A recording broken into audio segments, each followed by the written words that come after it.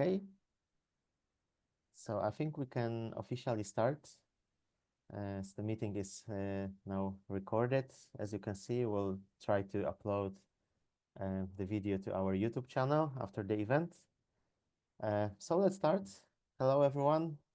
Welcome to the first QWorld Annual Meeting. We are extremely happy that we've managed to organize it for the first time and actually in the International Year of Quantum Science and Technology. And we are also happy to host you, and thanks for joining us. My name is Pavel. I'm the chairperson of the board of QWorld, and I'm also one of the coordinators of the QCousins department. And I will start by giving some opening remarks at the beginning, and then I will tell you a bit more about QWorld. So the goals of today's meeting is to present QWorld and its QCousins, but also to celebrate the International Year of Quantum Science and Technology. And there will be an invited talk given by Professor Ahmed Younes about the events organized or planned to be organized during this year. We'll also discuss the opportunities for quantum activities and further development of the open quantum ecosystem. So after the opening, I will also give you a presentation of QWorld. And then we'll start the presentations of our QCousins. The first session, the first part will be chaired by Ian Craig from Ireland, from Q Ireland. Then we'll do a short break. And then there will be the first invited talk, Professor Ahmed Younes from Q Egypt, will tell us about preparing for engagement with International Year of Quantum events and activities. It will be followed by the second sessions with presentations of our QCousins, and we'll also start from Q Egypt and Professor Ahmed Younes. Then there will be another break and the second invited talk given by Araceli Venegas Gomez about careers in quantum technologies. And then after the break, there will be another session of presentations given by our QCousins.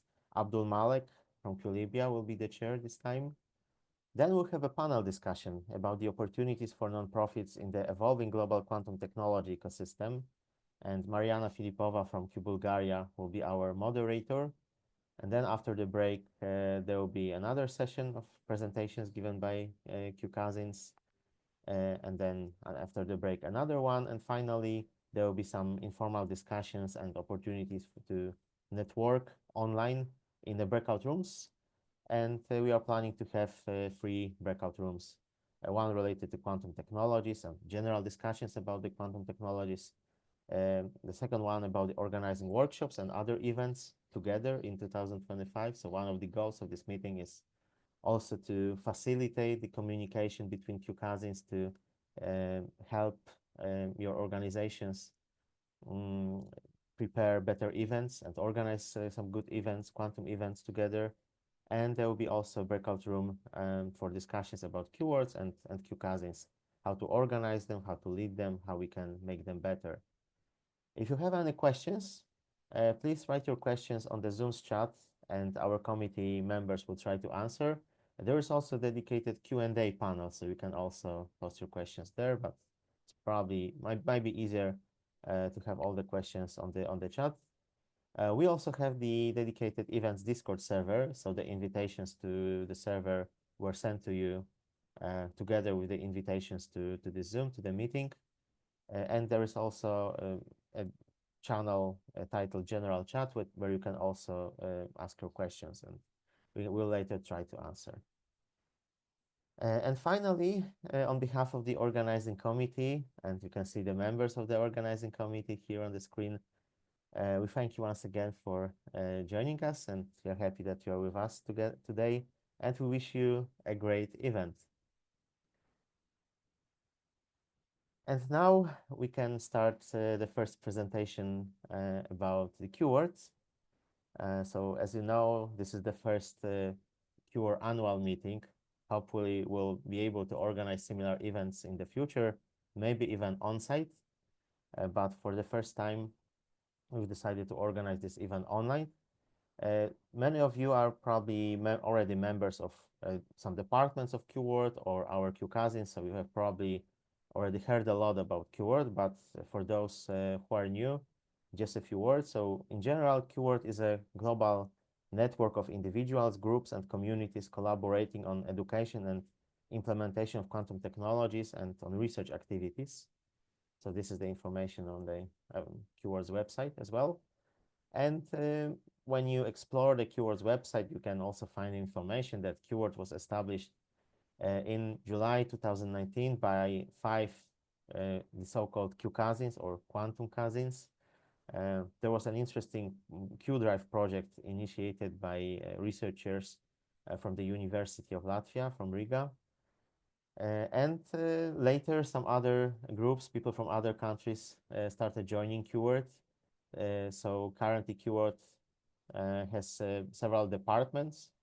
The most active are QCousins, QEducation, and QResearch departments. So I will also tell you a bit more about them.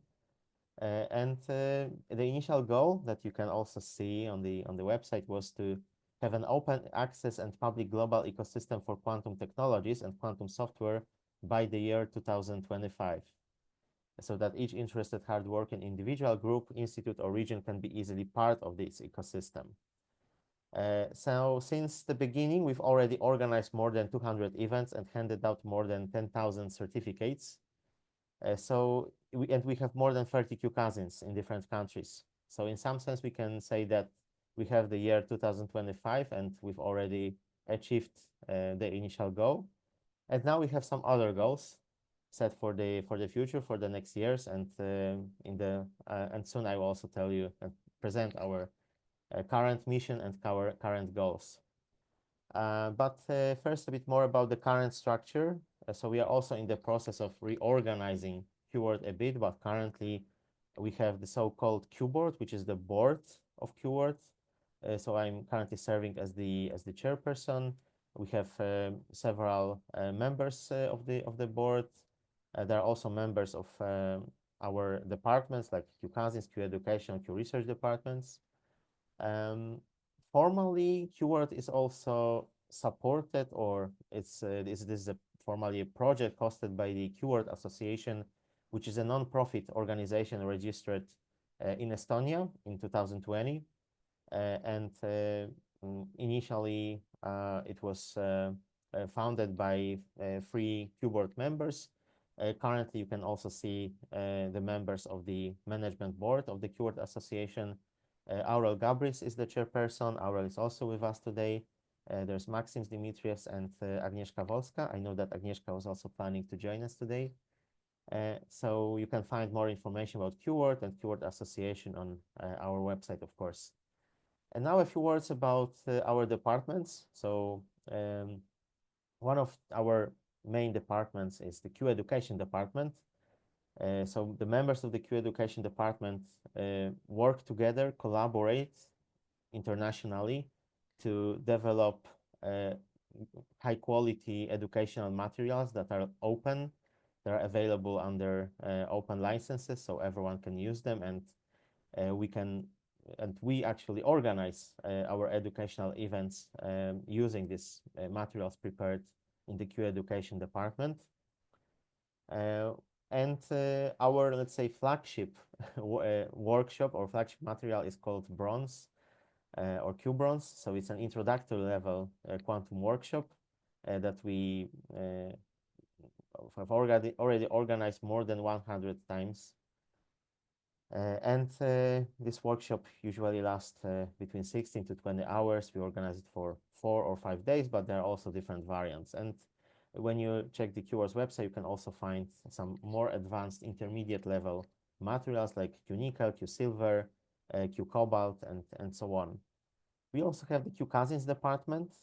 So as I've told you, we have these local groups in different countries. So they are operational groups all around the world willing to popularize quantum technologies. So as I said, in QWorld, we collaborate and work together internationally and act locally. So we also organize these educational events for our local communities in our regions or countries. based on the materials that we prepared together. And currently we have formally QCousins in more than, or we've entangled QCousins in more than 30 countries. And we are planning to expand, of course. We would like to have more QCousins in the future. So if you can check the current QCousins on the QWorld's website. And if there's no group in your country or in your region, you are also invited to start collaborating with us, and we can think about organizing a local group for your community.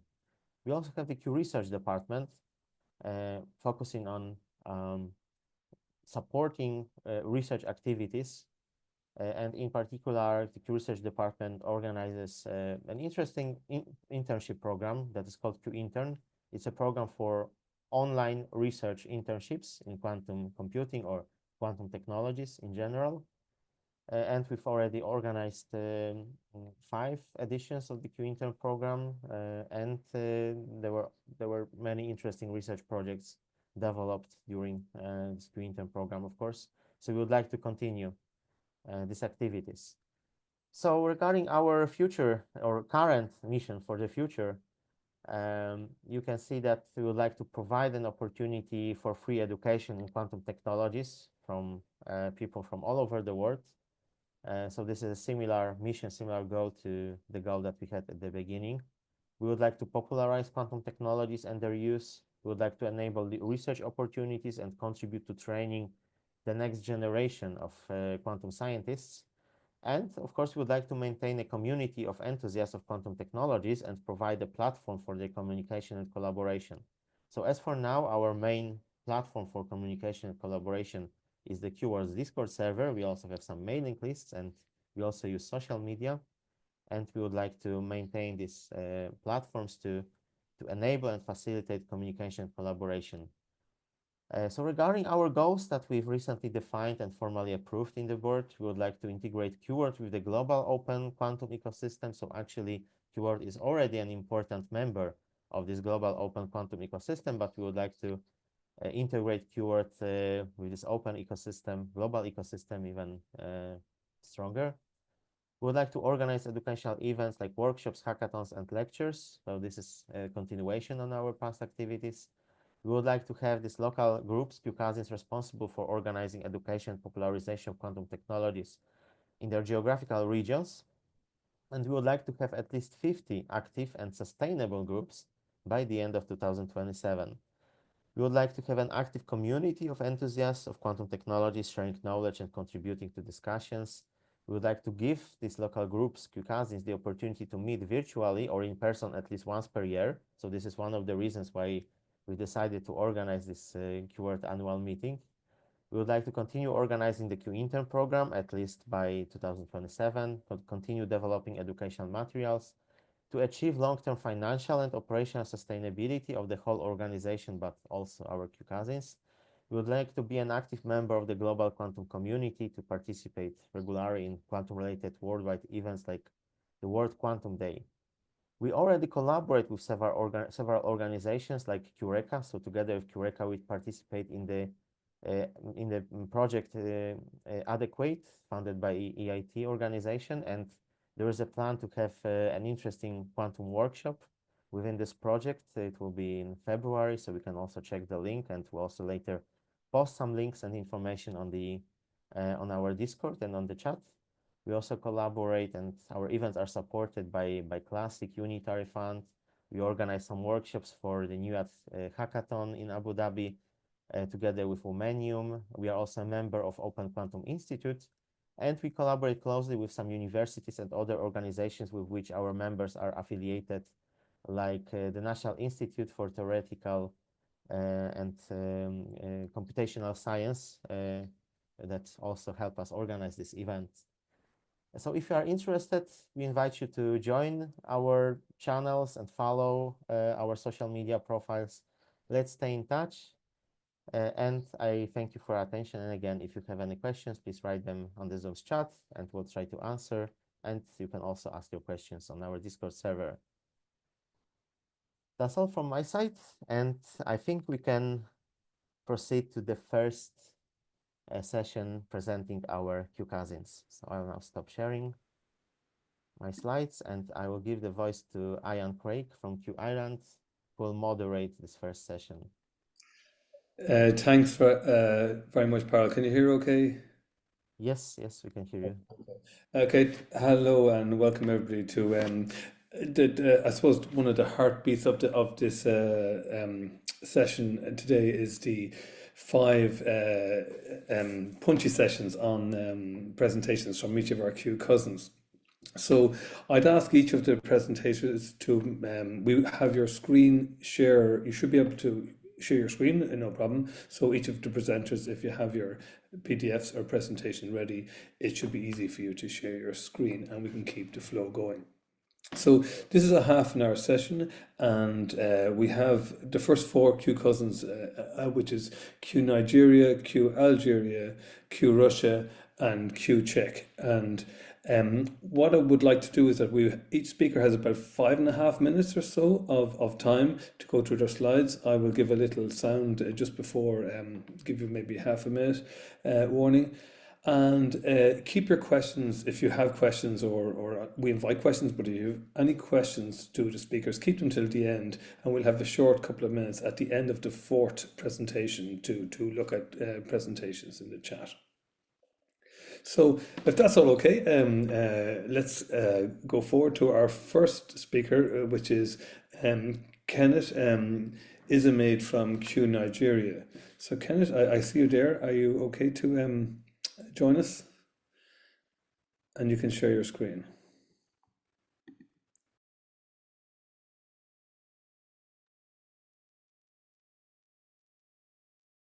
Okay, hi Ian. I don't know if I'm audible. Yeah, you are. That's perfect, and your screen is clear. So thanks. Off you go, and I'll give you a little warning after 5.5 minutes. Okay, great. I'll just proceed then. So hello everyone, and I'm going to be introducing you to Q Nigeria, a Q cousin in the a country in the Q Cousins department.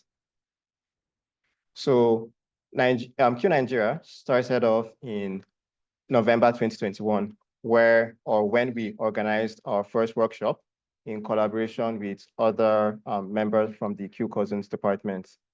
So it was a really great workshop. I think Powell was the organizer. We also had Maxims available. He was the instructor.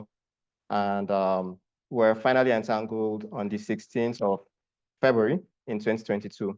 So we've been an active Q cousin for almost 3 years now. And these are the current people or the current coordinators of our Q cousin. And we also have like a lot of active members, maybe up to 50 members in total, but somewhere around 30 active members right now. So during the course of 2024, we were able to organize 2 workshops. So the 2 workshops we organized, they were in collaboration with all the other Q cousins in Africa.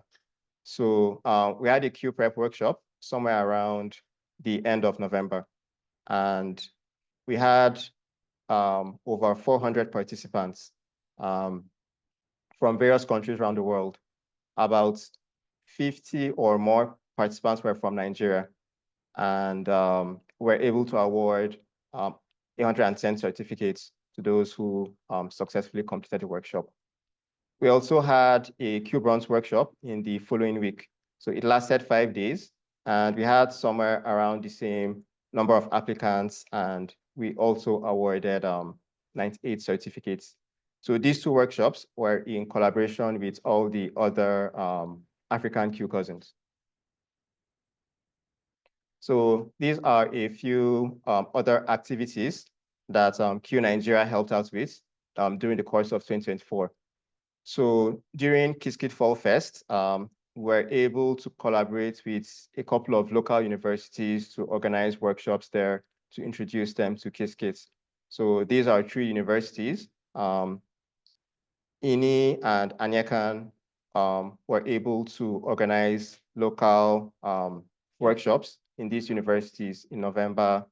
We also had one in Lagos.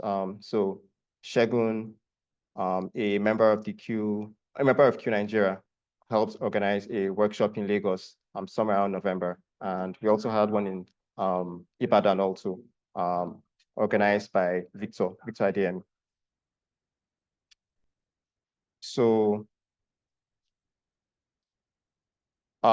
we also have a couple of active members in QCousins in departments within the QWorld structure. So within the QCousins department, we have Ini Ikut. So he's a very active member within the QCousins department. He also helped organize 2 workshops. Those are the entangling workshops for QCousins. So we had one early in 2024, I think for Q Cameroon, where Ini helped organize. And he also helped organize one more somewhere around May or so for Q Tunisia. So Paula is also a new member in the QCousins department, and I'm also a member there also. So we also have a few other active members in Q Education and Q Research, but we definitely hope to improve. So this year, that's one of our goals, to have more active members in QWorld departments. So these are a couple of our goals for 2024. So the collaboration with the other African QCousins, it was a very fruitful collaboration, and it's something that we hope to adopt moving forward, at least for 2025. So in collaboration with the other QCousins, we hope to organize Q Nickel, Q Silver, Q Cobalt. So there are lots of workshops from QWorld that focus on quantum annealing, quantum key distribution, and we hope to organize as many workshops as possible during the course of 2025. We're also looking to organize a quantum machine learning workshop, if possible. And that's also one of our goals. So within Q Nigeria, we usually have monthly meetups where we just come talk about what's happening within the quantum ecosystem, share ideas and stuff like that. So we hope to continue this practice during the course of 2025. We're also looking to publish articles if possible. So just simple reads, just to get people that are interested in quantum computing, interested and giving them like introductory material to help understand the basic concepts in the field. And as I said earlier, we're also looking to have more members active in Q Education and Q Research. So there are lots of other countries in Africa, and we also hope to entangle more QCousins, and even beyond Africa. So this is something that Q Nigeria will be looking to do, to entangle more QCousins. So we're definitely open to organizing events in collaboration with other QCousins. And if anyone is even looking to work on content that involves near-term, intermediate scale algorithms, this is something that we're also interested in working on during the course of 2025. So thank you. Thank you, Kenneth. That's great. Thank you very much indeed. We'll just call over next now to to Q Algeria. So Kamadia, are you there?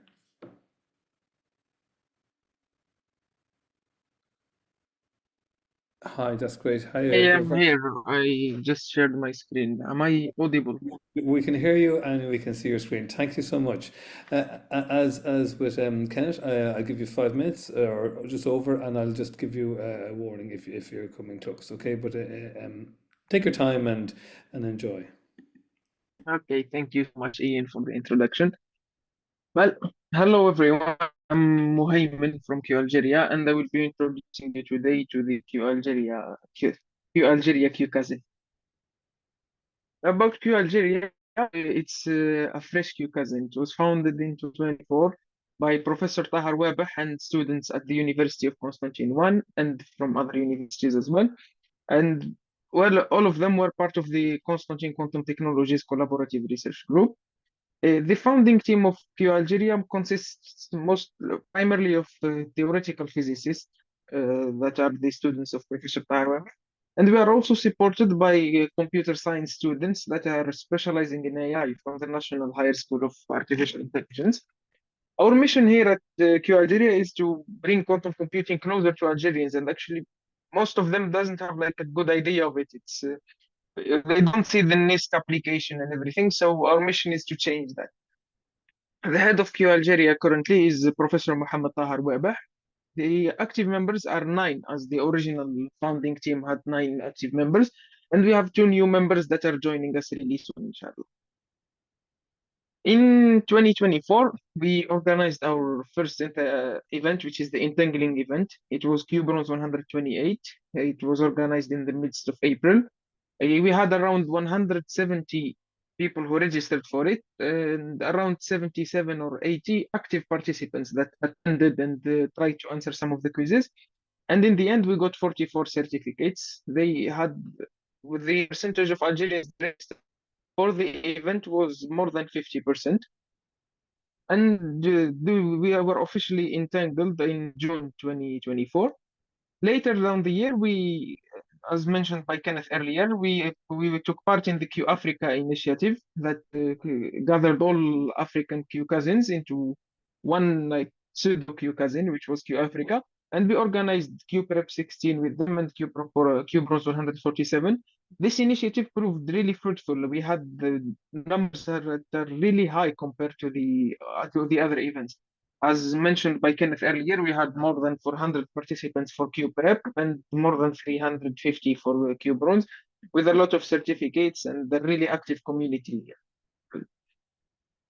The other activities in 2024, the Q Algeria members organized CQ training in University of State. University of State was the first year of the quantum computing master program in Algeria. This CQ training was organized by demand from the head of that master in University of Steve. The plenary talks by Dr. Tahar Webah, where he presented biological quantum computing and the quantum landscape in Algeria and Constantine specifically. And it was followed by 2 hands-on workshops in the evening, one about quantum mechanics and quantum random number generation in general, and the second workshop was about quantum key distribution, and it provided the students there with a really good understanding beyond theory that they were studying. And we were part of the Q Africa initiative that I already mentioned. Some other contributors to QWorld in 2024. The most important one was Q Titanium. Abdullah Chonsi, which is a member of Q Algeria, I had prepared and instructed Q Titanium in May 2024 as part of the Q class, the 23-24 program. The workshop is about topological quantum computing, utilizing the TQSIM package developed by CQ Tech guys, and involved the part about Toric. The second one, which doesn't count as a contribution, but it's related to QWorld, one of our members, Masoud, took part in Q Intern during the summer of 2020. For 2025, we plan to increase the outreach and increase the. Sorry for that. The event that we had already planned to do that is called QNexus. It's the first event often celebrating the International Year of Quantum Science. It involves plenary talks, online sessions, and hands-on workshops, and it spans 4 universities: the National Higher School of Artificial Intelligence, the Higher School of Mathematics, Houari Boumediene Science and Technology University, and Algiers One University. This event will involve four workshops and hands-on one in person directly with the students. The workshops will be both about quantum key distribution, quantum random number generation, quantum machine learning, and variational quantum algorithms. We also plan to increase the amount of during the year, especially with the Q Africa initiative that was mentioned above. And we hope to work on new teaching materials for new workshops, especially about NISC era applications. That from our discussions with the students, that is the part that they are most interested in. They started saying that we see the people talking about quantum computing, the qubits. They have seen it a lot of time, but it's rare that they find someone who's showing them, okay, with this you can do, with this algorithm you can run and you can get this result. So we plan on pushing on that side more. And True. about additional info, Is it time? You're okay, you can finish up. Okay, we have just a LinkedIn profile that is rapidly growing, and we invite you to follow us. And we are open to organize events in collaboration with other Q cousins for sure. So here to contact us at any time. Thank you. That's great. Thanks very much, Kamaja. Super. And again, let's go straight to Ilnaz Manapov from Q Russia. Ilnaz, are you there? Hi everyone. That's good. We can hear you perfectly. Take your time. Okay, thank you. I will share my presentation. Take.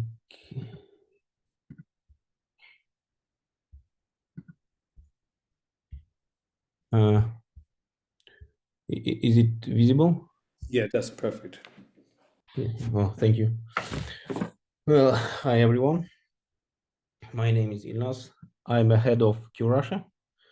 Q Russia was organized 5 years ago in the end of 2019. We started from Q Bronze event organized in collaboration with the University of Latvia. Now we have 7 active members and 3 or 5 candidates for membership. Now all of our team from Tatarstan Republic it's part of Russia, from the different cities of this republic. So last year we organized only one event, one QBronze.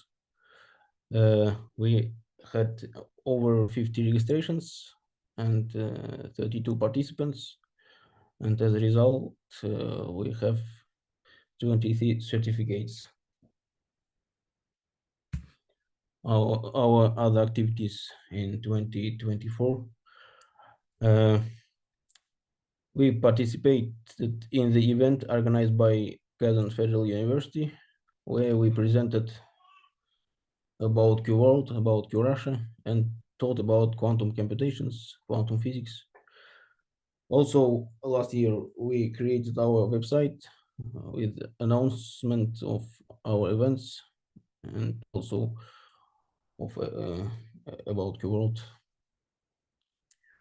Also, we regularly posted the news from QRussia, from QWorld, and from quantum sciences in our social networks. As a contributions, I can say about our new materials. Firstly, we translated QBronze to Russian language.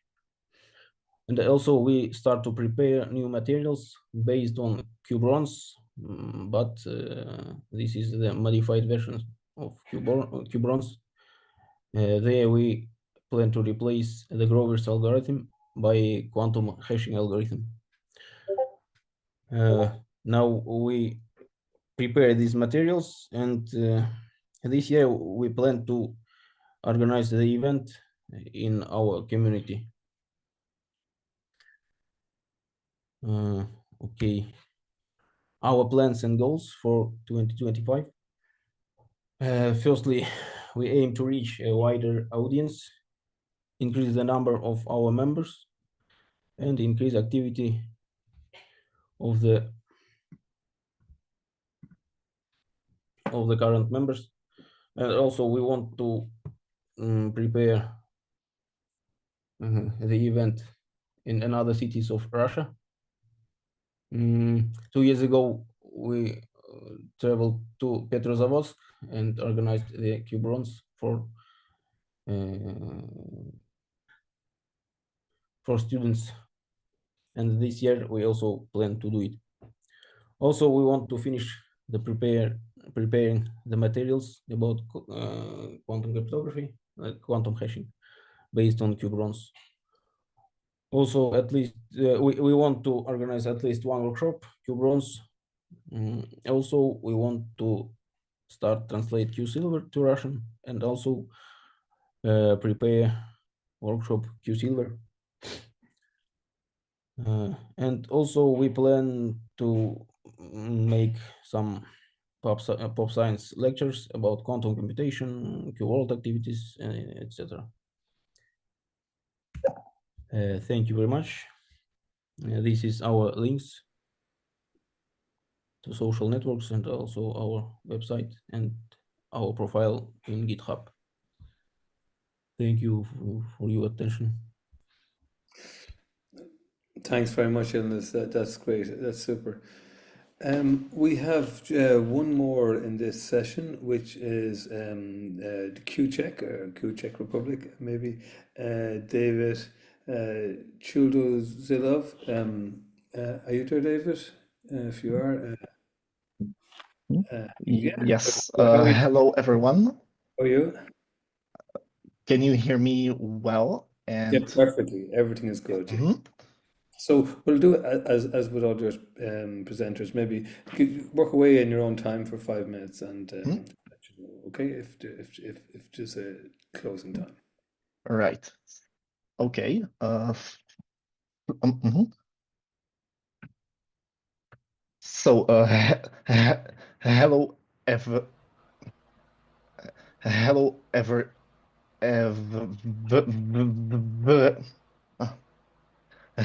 hello. My name is David, and I'm from Q QCheck, which was founded in 2020 by Aurel Gabrish, who was mentioned earlier as a member of the Q board. Currently, there's about 10 of us, with 4 members of the inner coordination team, as we could call it. In 2024, we've organized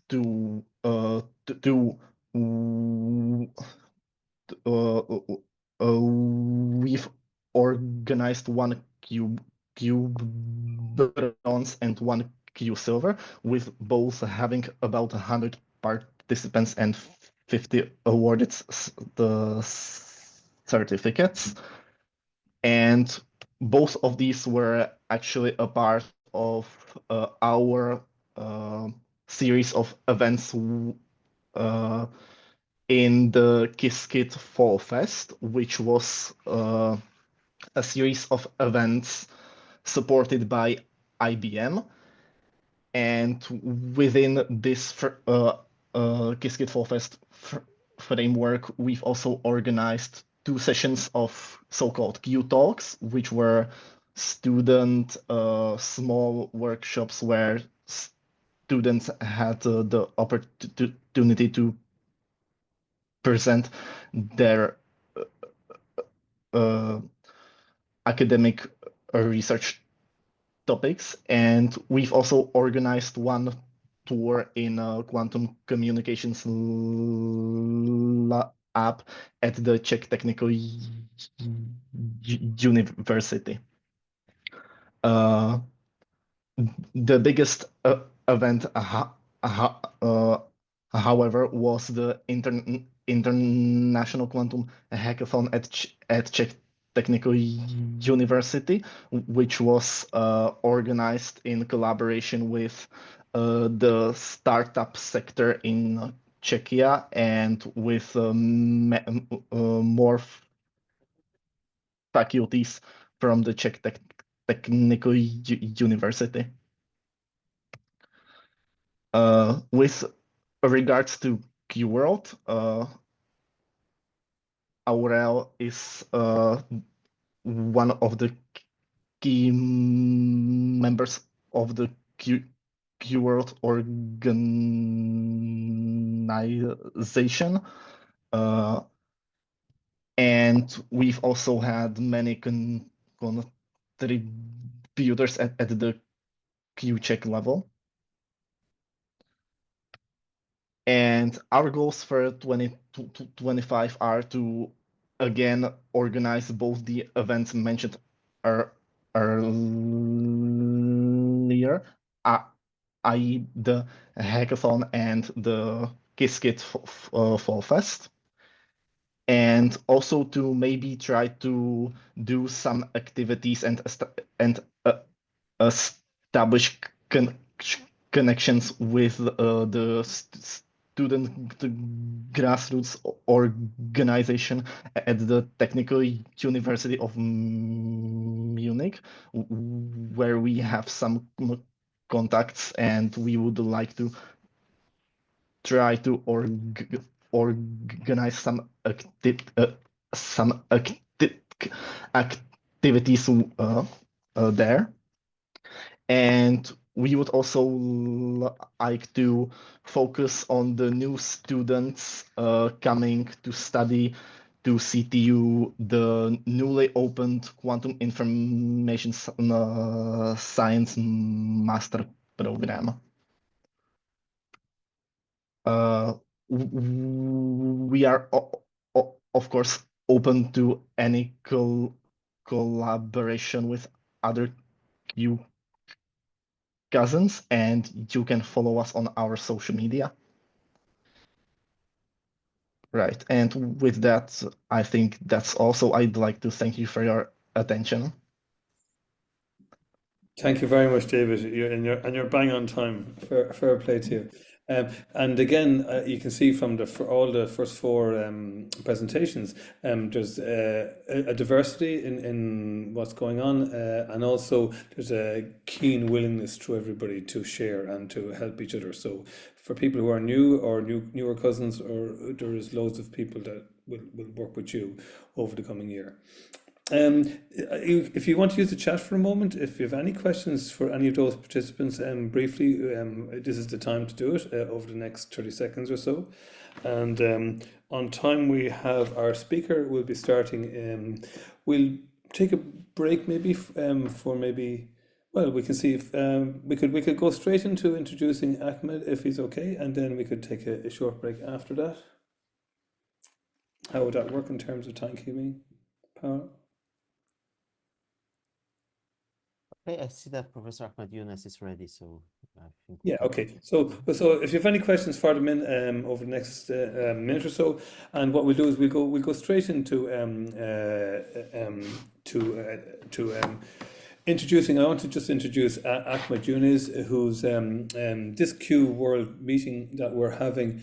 It's the first. It's very timely in the sense it's the start of the calendar year, and 2025 is, as you probably know, it's been denoted the International Year of Quantum Science and Technology. Not that every year is going like that, but this is the official name for it, and while we're excited and planning a whole load of events for this year, and you might be wondering how best to get involved or where to go next. So essentially what Ahmed is going to do is he's going to give an interview, an overview of this International Year of Quantum Science and Technology, and he's going to give you ideas and hints on how to get involved and events that will occur and workshops and all the collaborations that we can do now internationally, which is so rewarding and satisfying. Ahmed himself is he's a professor of computer science at the Alexandra University, and he's involved with the quantum computing group there. He was the founder, and he's very much involved at the cutting edge of this, and has been a active member of the QWorld. So without any more ado, let me welcome you, Ahmed, and as again, we will work for maybe 25 minutes, and if we can, I'll give you time there at the end, and we could have a short question and answer session of 5 minutes and maybe a short break before the next speakers. So to you, Ahmed, you're very welcome. Yeah, thank you, Ian, very much for the introduction. And thanks to Pavel for the invitation to give this talk in the first annual meeting for QWorld. Is my screen visible? Yes, that's perfect. We can hear you loud and clear, and it's perfectly clear. Thank you very much. We are here 25 days from 2025, and we are in the International Year of Quantum Science and Technology. We have many things to do during this year. So quickly, I will just show what we can do during this year. I am honored to be representative of the Arab states in IYQ 25 Steering Committee. If you don't know yet, in June 7th, 2024, the UN declared the 2025 as the year of the international science and technology. And this is the resolution of the UN. If you are interested, it is online on the website of the UN. So now, officially, we have this year, 2025. I believe it will shape the ecosystem, how it goes in the next few years. The opening ceremony, the official opening ceremony, will be in 4th and 5th of February in Paris, in the headquarters of UNESCO. If you are interested to join, this is the website for registration. The deadline is the 31st, 31 January. So if you are interested to go, just go and make registration. Quantum 2025 is not only to celebrate 100 years from the appearance of the first quantum mechanics theory, but actually because quantum technology actually will shape how we will shape our life for the next 100 years. So it is important during this year not to explain or educate people about quantum mechanics and the quantum physics, but we need to reach to the normal people because their life will be affected with the new quantum technology. And they need to know about this starting from now. These are the partners and sponsors of IYQ 2025. Actually, this slide is not updated to the last edition, so please let me share the last edition through the website because it is their own right to take credits for supporting the year. So these are the partners. Their donation will help much to the success of the year. So these are the partners, the lasted version on the website. If you are interested to know more, you can go to quantum2025.org and check. I will come to this later. These are the partners and the endorsing organizations. We have a list of all the key players of quantum science and technology in this list. It is important to make a note here. This year is not about quantum computing only. It's about all aspects of quantum science and technology. And this is the steering committee of IYQ, and I'm honored to be part of this list. Quickly, what is quantum science and what's quantum technology? If you know, I will just quickly go through the definition of each of one. I will not mention details about each of one. So if you know details, so you should think of organizing events to educate people about what you know. And if you don't know, then go to the events organized by the people who know more about this. Quantum science, some of the topics in quantum science is quantum chemistry, quantum physics, quantum computing, quantum mechanics, quantum optics, quantum dot, and so on. Quantum technology is quantum computers, of course, quantum communication, quantum cryptography, quantum metrology, and quantum sensing.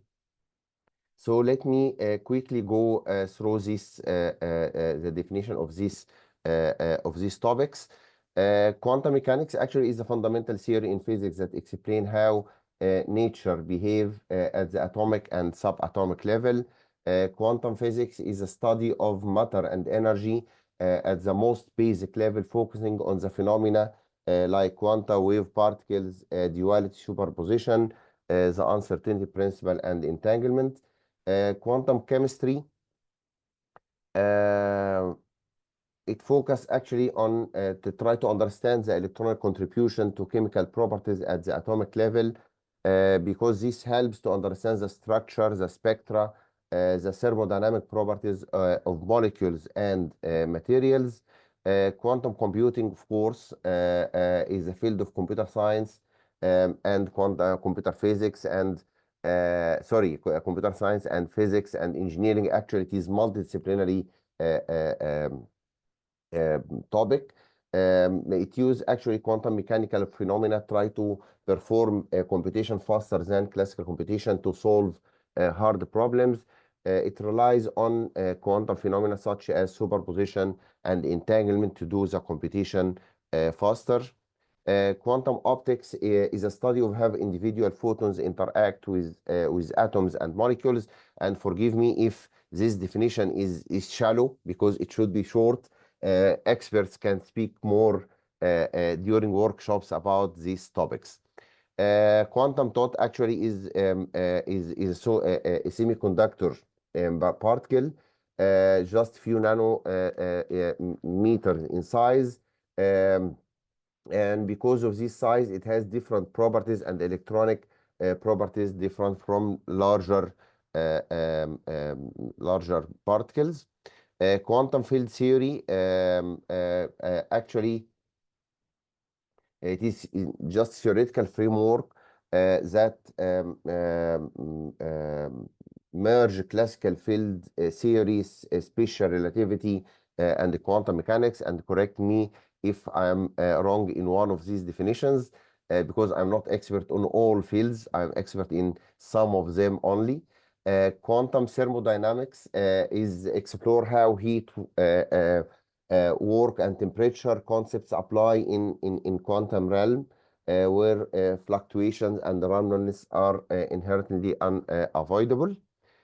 Quantum topological quantum matter is just referred to material with unique form of quantum order that cannot be described using local order material. Quantum chaos is just a bridge between quantum mechanics and classical mechanics. Quantum compute, this is the main topics in quantum science. Quantum technology, of course, involves quantum computers, where we build computers to do computation faster and solve hard problems on quantum computer. Quantum communication is to use the principles of quantum optics to transmit and process information using polarized photons.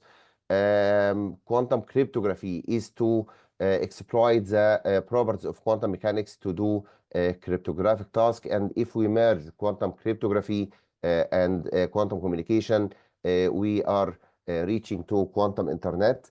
This term is getting popular every day.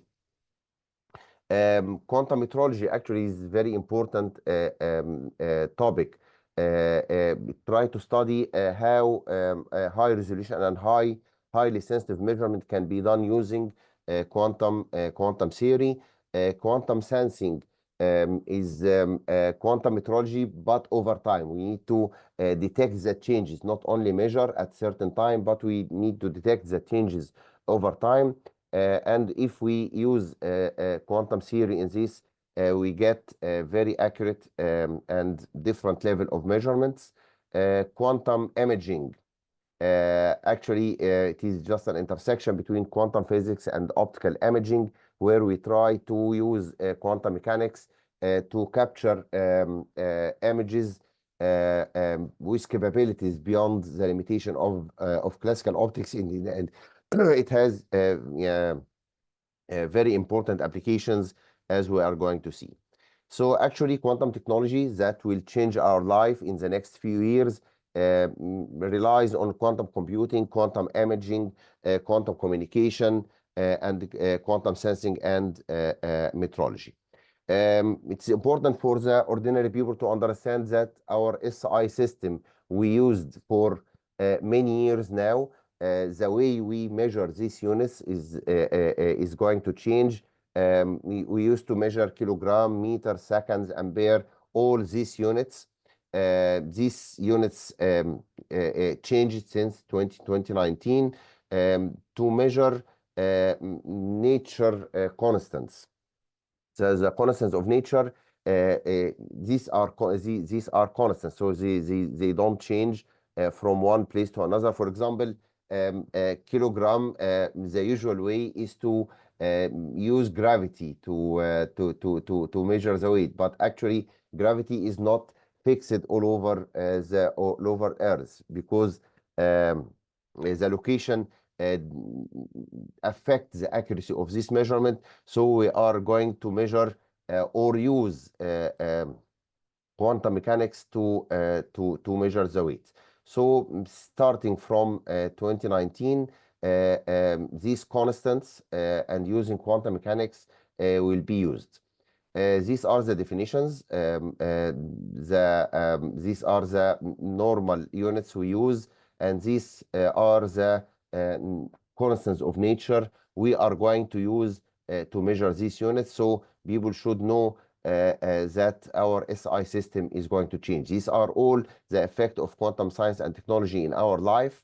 And if we check the impact of quantum topics to other topics in science, usually when we check the quantum topics, we expect to find them in math, physics, chemistry, and computer science, right? But actually the impact of quantum topics is affecting all other topics now, starting from business, economy, medicine, and you can mention all topics. The quantum is affecting all other topics in science. So people should know about this, and this is our message in IYQ 2025, is to try to spread this message with common language. Of course, we are interested to talk in scientific terms, but we need during this year, while we celebrate IYQ, is to use simple words to try to make normal people understand these topics. So how can you contribute to IYQ? Just this event is one of the ways to deliver the message. You can just talk to your friends, send emails, write a post on social media. You can organize events, and you are free to use the IYQ logo. You can see here, and you can see in my background. You can use IY logo. Don't ask anyone to use this logo. It is your own right. It is free to be used. You can also organize conferences. You can organize workshops. You can organize public lectures and webinars, hackathons, competitions. You can try to reach to school students and try to educate them this technology. Try to get engaged with industry, make awareness campaign. You can try to connect with policymakers because we need this in the near future. But let me share with you something new. I believe this is the first time to be declared in public. It is not official announcement yet, but let me tell this is something special to QWorld. This is a project not announced yet, but it will be announced in February through the website of IYQ 2025. Is a Quantum City Project initiative. Quantum City Project actually initiated by World Quantum Day. I am also representing Egypt in World Quantum Day, and I am in the World Quantum Day coordination team. We have to understand that World Quantum Day during 2025 is every day is a World Quantum Day. And IYQ, one of the founders of IYQ idea is World Quantum Day. And during and after 2025, all the activities will continue through World Quantum Day. So World Quantum Day has very important role in IYQ 2025. Through World Quantum Day, we have initiative called, this is just introduction about World Quantum Day. World Quantum Day consists of 65 plus, contains 65 plus countries now. It is a network of experts from these countries. We used to celebrate World Quantum Day in April 14th every year, but we are invited to celebrate this during the whole year in 2025. The first idea is quantum cities. Quantum cities, it will be launched officially in February after the opening ceremony. It is just to submit an event to the World Quantum Day website or the IYQ website, and you can use this logo. I will show you now this logo, the Quantum City. Once you organize this, you are a Quantum City officially. And this is a website. I'm not allowed to share the link for now. It will be on the website very soon. Just write your city here, generate, and you can download this beautiful logo and use it in your events. But we have something very interesting, and it is a very good opportunity to tell the quantum people in QWorld, our QCousins, about this Quantum City prize to be launched in February as well, is to try to bring quantum to public space, to subway, to bus stations, to public square, try to document these events, and it will be, there is a Continental Quantum City Prize to be in the closing ceremony of in April 2026, I believe. In February 2026. So we will have prizes. So this is a competition about awareness of quantum of quantum science and technology. And because of the variety of city size, we will have three categories: city population less than 1,000K, in between, and greater than 1 million. So this is something we have to work. It is not again officially announced yet, but I take permission from the panels to tell you about this today. Again, this is another one quantum event in every country of the world. We are hoping we have 193 countries. So using World Quantum Day network, we try to organize events even if in countries that don't have expert, so we can help them to organize these events. These events cannot be virtual. It should be on the country itself.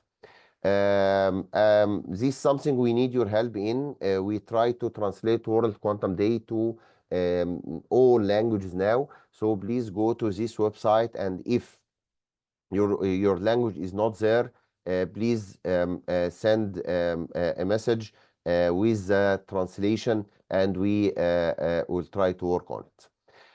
It is important again during organizing events is to adopt the SDGs, the Global Sustainable Development Goals during these events. IYQ, the UN, adopted 6 SDGs on the website, which are health and well-being, reduce inequality, industry and infrastructure, economic growth, climate action, and clean energy. It's important during the events is to connect between quantum science and technology and these SDGs. And the usual question is how. how can we connect, for example, economic growth or climate action to quantum science and technology. And this is something very important to do during this year. So, for example, if we want to connect health and well-being to quantum science and technology, we can explain that actually we can use quantum computing in drug discovery. Quantum sensing and metrology has very important applications in medical imaging. Quantum cryptography can be used to protect health data security. Quantum enhanced diagnosis using quantum metrology and the quantum imaging can be much better. So you explain these topics to the people from quantum point of view, but try to explain to people that they are connected to health and well-being, and so on. Reduce the inequality can be in quantum education, in quantum access to research, in quantum research educational resources. We can connect, for example, industry and infrastructure with quantum computing to develop, to do industrial optimization. We can use quantum materials to develop new materials suitable for manufacturing, quantum sensing for infrastructure monitoring. We can, and this trivial, some sort of economic growth. If we are trying to build ecosystem for quantum computing, so quantum computing is itself can help in economic growth through industry and startups, but we can solve problems actually in economy using quantum computing, for example, for economic modeling, for financial security, and quantum sensing for resource management, quantum materials for technological innovation. Climate action, and I believe this is trivial as well. We can use quantum computing for climate modeling, quantum simulation for carbon capture, quantum sensing for environmental monitoring, and quantum enhanced renewable energy. And we hear today is about quantum batteries and quantum materials for solar cells. Clean energy as well. We can develop quantum materials for solar cells, which has more efficient output, quantum sensing for renewable energy, and quantum enhanced batteries. These are 6 SDGs, but actually they are 17. And if these are the 17 SDGs declared by the UN, and if you check the other SDGs, you can easily connect them now to quantum science and technology. And this is the message we are trying to deliver during this year. If you want to know more, this is a website of IYQ 2025, quantum2025.org. You can go and get involved by attending an event or organizing an event, or even by becoming a partner.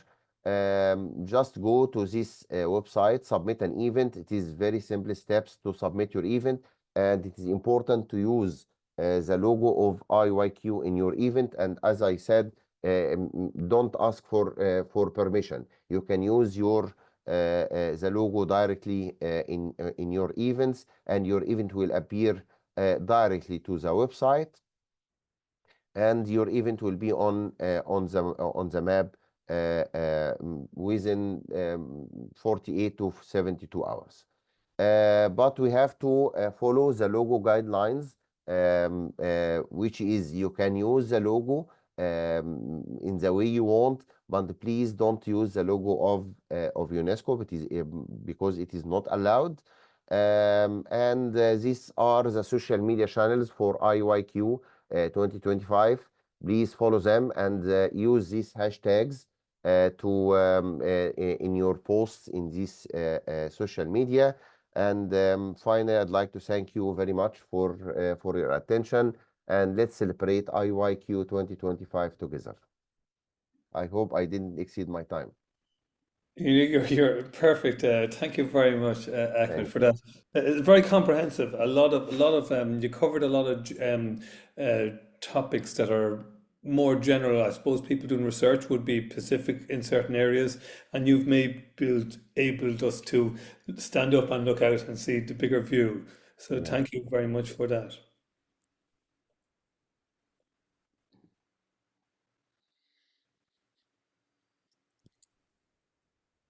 Okay. I've lost sound there. No, I'm with you. I can hear you. Okay, that's great. That's perfect. So, also as well, it strikes me it would be a good idea for all our events in the coming year to have a link to this as part of our maybe our the end of our Q or during our Q bronze or during our different sessions we can incorporate a link. So maybe we can all take an action to do that Yes. as part of it. Before I ask one final question I have, is there a calendar of Pacific events, to your knowledge, at the moment that's available to us, or is it just a call for us to get involved as No, actually, if you go to the website of Quantum 2025 and you can check, there are many events already. Um, you can go, you can still see my screen, right? Yes, yes, yeah, perfect. Yeah, so there are many events already sorted by date, and it is updating regularly. So I invite everyone to go and check if you have event near you. Just go and contribute by attending or by organizing events. And if you submit your event through this website, it will be appear if it is, of course, approved. It will appear after from 48 to 72 hours. Yeah, so it strikes me as something we can really do quite easily in QWorld to link our events to this, Yes, yes. and it will certainly help bring awareness. Um, Thank you so much. I'm just opening this to people. We have a few minutes. There's a couple of very much people are very grateful for the presentation, Ahmed. But any specific questions for Ahmed while he's still here? Yeah, I'm still with you for Q Egypt report. Yeah, yeah, you'll be back for that. Yeah. Okay, so there's a couple of questions about the meeting being recorded. Yeah, the whole meeting is being recorded, so you won't have missed anything in terms of presentations from QCousins or from Ahmed. Okay, okay. If that's the case, then what we will do, our next up, Inni I'm going to hand over to Inni to chair the next round of QCousins meetings. We could take a short break of 15 minutes. We're good on time, and if everybody's okay with that, maybe we would resume here exactly at my time is 16:50, 16:20, in 5 minutes, 16:20. So we take a short break for 5 minutes, and we will start again with the with INI and Q Egypt, Q Slovenia, Q Italy, and Q India. So I look forward to that. Okay, we'll see you guys in 5 minutes.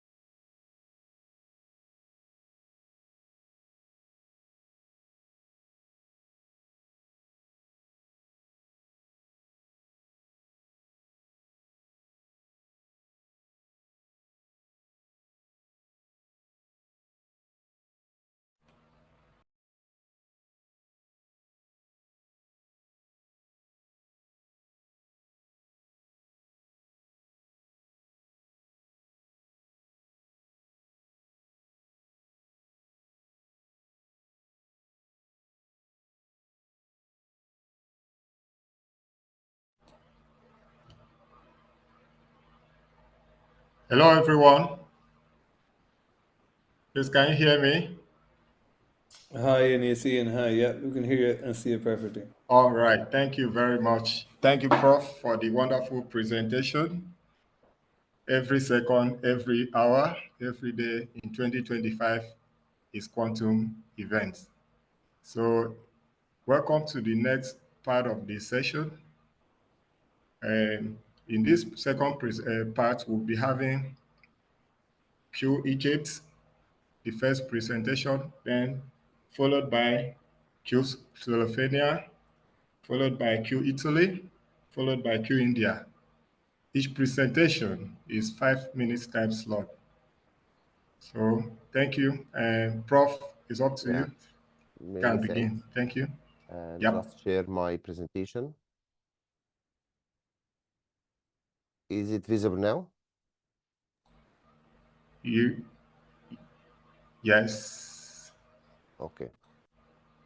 So our report of for Q Egypt in 2024. Actually, Q Egypt is founded in 2021 by the main pillars of Alexandria Quantum Computing Group. Alexandria Quantum Computing Group has many members from different academic backgrounds and universities in Egypt. Not all of them involved in Q Egypt. Only 15 active members are involved from Alexandria Quantum Computing Group to Q Egypt activities.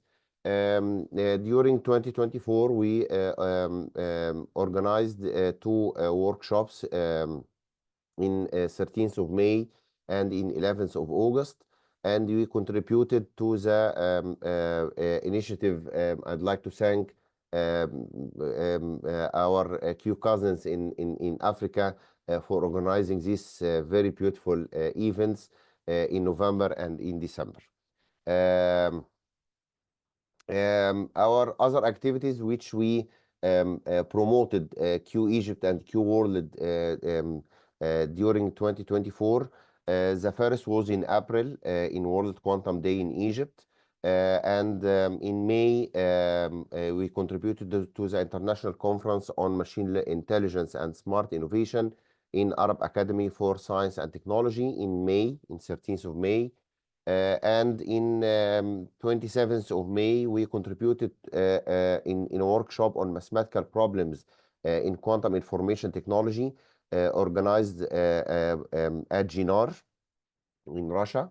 In 8th of June, it was first visit by the officials in Egypt to our group, and we explained Q World and Q Egypt, Q Cousins, Q Research, and Q departments. In 17th of July, the Information and Decision Support Center of the Cabinet in Egypt contacted us to explain this technology to the officials in Egypt as well. It was in 17th of July. In August, we contributed to the second Arab Physical Society Summer School for Advanced Physics. There was a session for quantum computing there. In November, we contributed to the German University in Cairo Casket Fall Festival Fest in GUC. In 17th of November, we contributed to Cairo ICT. It is a very big event here in Egypt. In November as well, there was a workshop in Damanhur University in Nopareya Nopareya Computers and Information Workshop. In December, in November as well, we contributed to MENA Quantum Conference by New York University in Abu Dhabi in Emirates. In December, we contribute to the 6th International Conference for Mathematics and its Applications. And as I assure that we used all Q Egypt and Q World logo, and we explained about the events of the contributions of Q World in these events. And in December, it was a busy December actually. In 17th of December, We give a talk in the city seminar organized by the Center for Theoretical Physics in the British University in Egypt. In 19th of December, we contributed in a webinar talk organized by Bibliotheca Alexandrina with title Quantum Computing and AI. In 21 of December, we contributed to the fourth Scientific International Conference in Faculty of Science, Banha University. And in this was actually the last one. We contribute to the 14th International Conference on ICT in Our Lives. About other activities during 2024, this activity started 3 years ago, where we actually integrate the material of QBronze and QSilver in courses for undergrad in Faculty of Science, Alexandria University, and in Faculty of Engineering, Alexandria University, where we take this material and educate it to the students as a lab part from quantum computing course. And by the end of the course, we organize QBronze for them, and they must pass the QBronze to get their marks. So this is very good activity we started 3 years ago. We started to integrate QWorld educational material in a professional master in quantum computing and quantum informatics in Faculty of Science, Alexandria University. For 2025, we are planning to start collaboration with Alamein International University. Through Alamein International University, we can reach more undergrad students, and we expect to organize many workshops, QBronze and QSilver, during 2025. And we are planning as well, we are collaborating with Alamein International University to establish a master in quantum science and technology. And we are planning to use actually the materials of QWorld to be integrated as a practical part in this master. And of course, we have many contributions. We have plans for many events in IOIQ 2025, as I said in my previous talk, so I'm not going to repeat them now. And we manage 2 web pages on LinkedIn and on Facebook. Please follow us for the events in 2025. I'd like to thank you very much for your attention. I hope I didn't exceed my time. All right, thank you, Prof. Thank you very much. Please, the next Q cousin on the line is Q Slovenia. This Q Slovenia, are you ready? Q Slovenia, are you ready? Okay. Then Q Italy, are you ready? Giuliano, please, are you ready? Q Italy. Yes, I'm ready. Oh, I can share the oh, slides.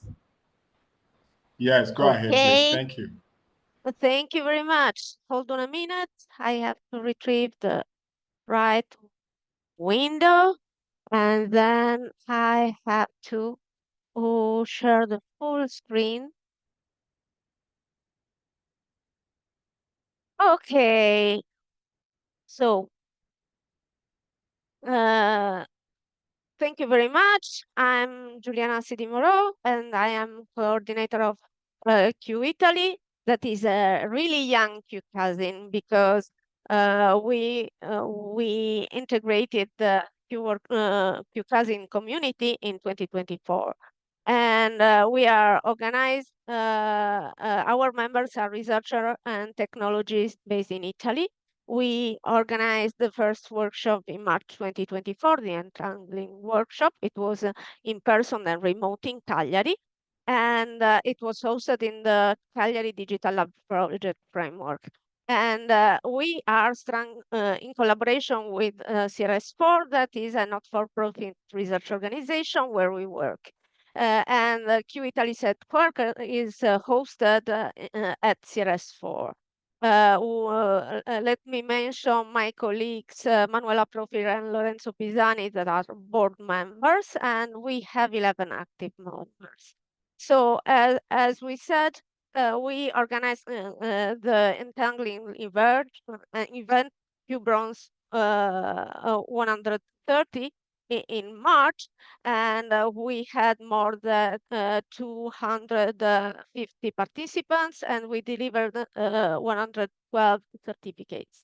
And also, QItaly endorsed the event Challenge that was a hackathon, an online quantum computing hackathon based on programming and protocols for smart cities.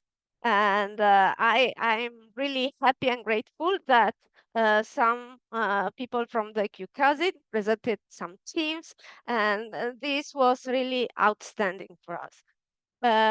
What we plan to do in 2025, naturally, we aim to reach a wider audience and to do dissemination of quantum technology and quantum computing at all levels, not only university, but also professionals and enthusiasts and in Italy. And we are organizing 2 workshops, QBronze that will be held in February and QNickel in March, co-organized with CRS4 in the Cagliari Digital Lab project framework, in presence and online. And also, we plan to organize quantum computing dissemination events online, and we would like to get some of the QCousins involved in order to give a guest talk, a remote guest talk, in order to spread more quantum technologies awareness to the Italian community. We are available, even if we are young and small. We are open to collaboration to organize events together with the other QCousins, and we are open to get involved in different kind of tasks, from trivial maintenance of code, for instance, current QWorld repositories, notebooks are based on old Kit versions, and we are available to update the software. We are available to do regionalization, to translate it into Italian, as we did with my colleague Manuela Profir in 2023. We translated QBronze in Italian. And we are available to work on new teaching materials on applied quantum computing that can illustrate some use case and create some demos that would be useful to engage more participants in the community. And of course, we are available to participate in common research projects. So thank you very much. And it's really great to celebrate the International Year of Quantum with you. Greetings from QItaly.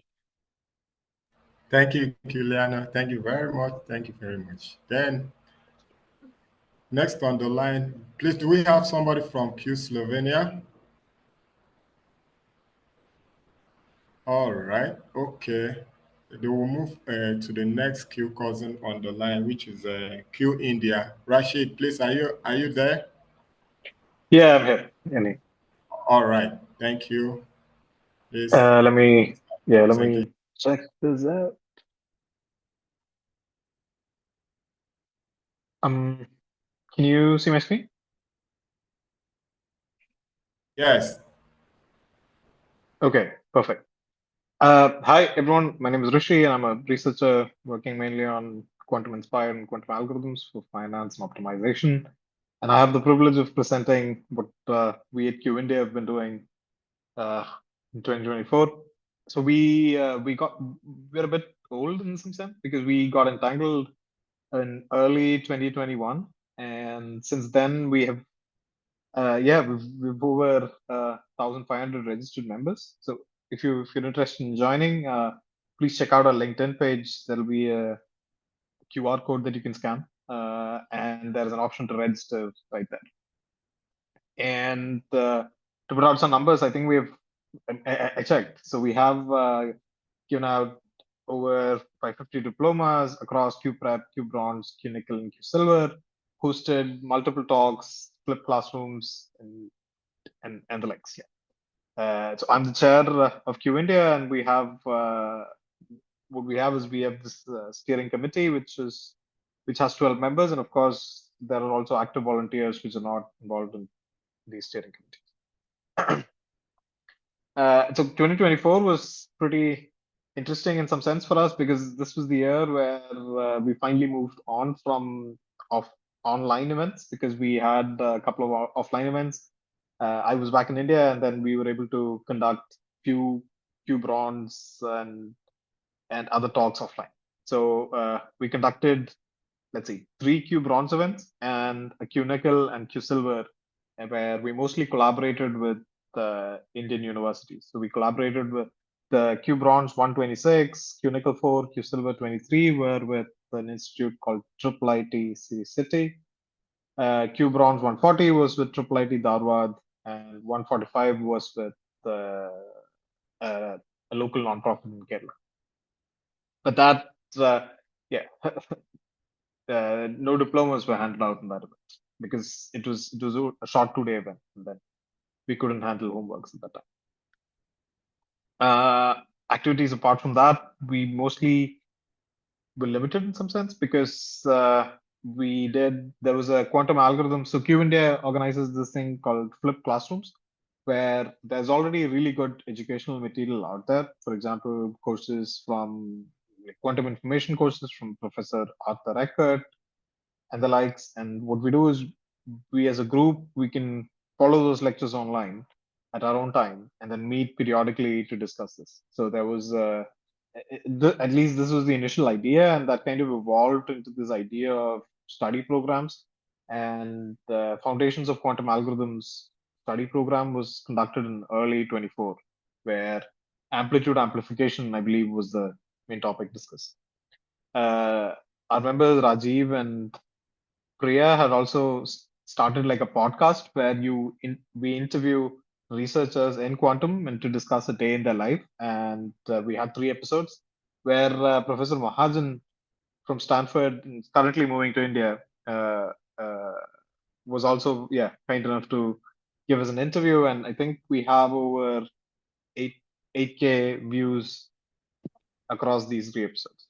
There was also a coffee o'clock session, which is kind of similar with Venkat, which is the head of IBM Quantum India, and an open mic. Yeah. So with respect to contributions from QWorld, Aritra, who's a board member and the coordinator of Q Research, has been holding forth there. And he was also the Q Intern 2024 coordinator. Aritra is a steering committee member of Q. Finally, so plans and goals for 2025. I think the most important thing that needs to be done is to revamp our Discord server and increase member activity. So we've been honestly a little stressed thin, and I think coordinating or bringing everyone back together and I think replying to a lot of emails is something that we really have to do. But another really interesting possibility, and this is something that we've been kind of involved in already, is the Indian government has set out. I mean, they did some time ago, but the steam is finally picking up right now.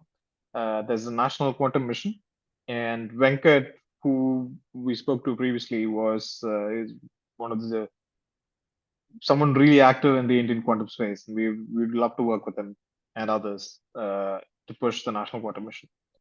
Registering ourselves as legal entities, of course, in the plate, and then I think, especially in the light of the year of the quantum, we would like to organize more offline events, and of course, invite more capable members into the steering committee. And this is the QR code as promised. You can scan this to find us on LinkedIn. So, and if you'd like to contribute, I think the easiest way is you can message, or if you'd like to know more, easiest ways you can message the Q India page directly on LinkedIn.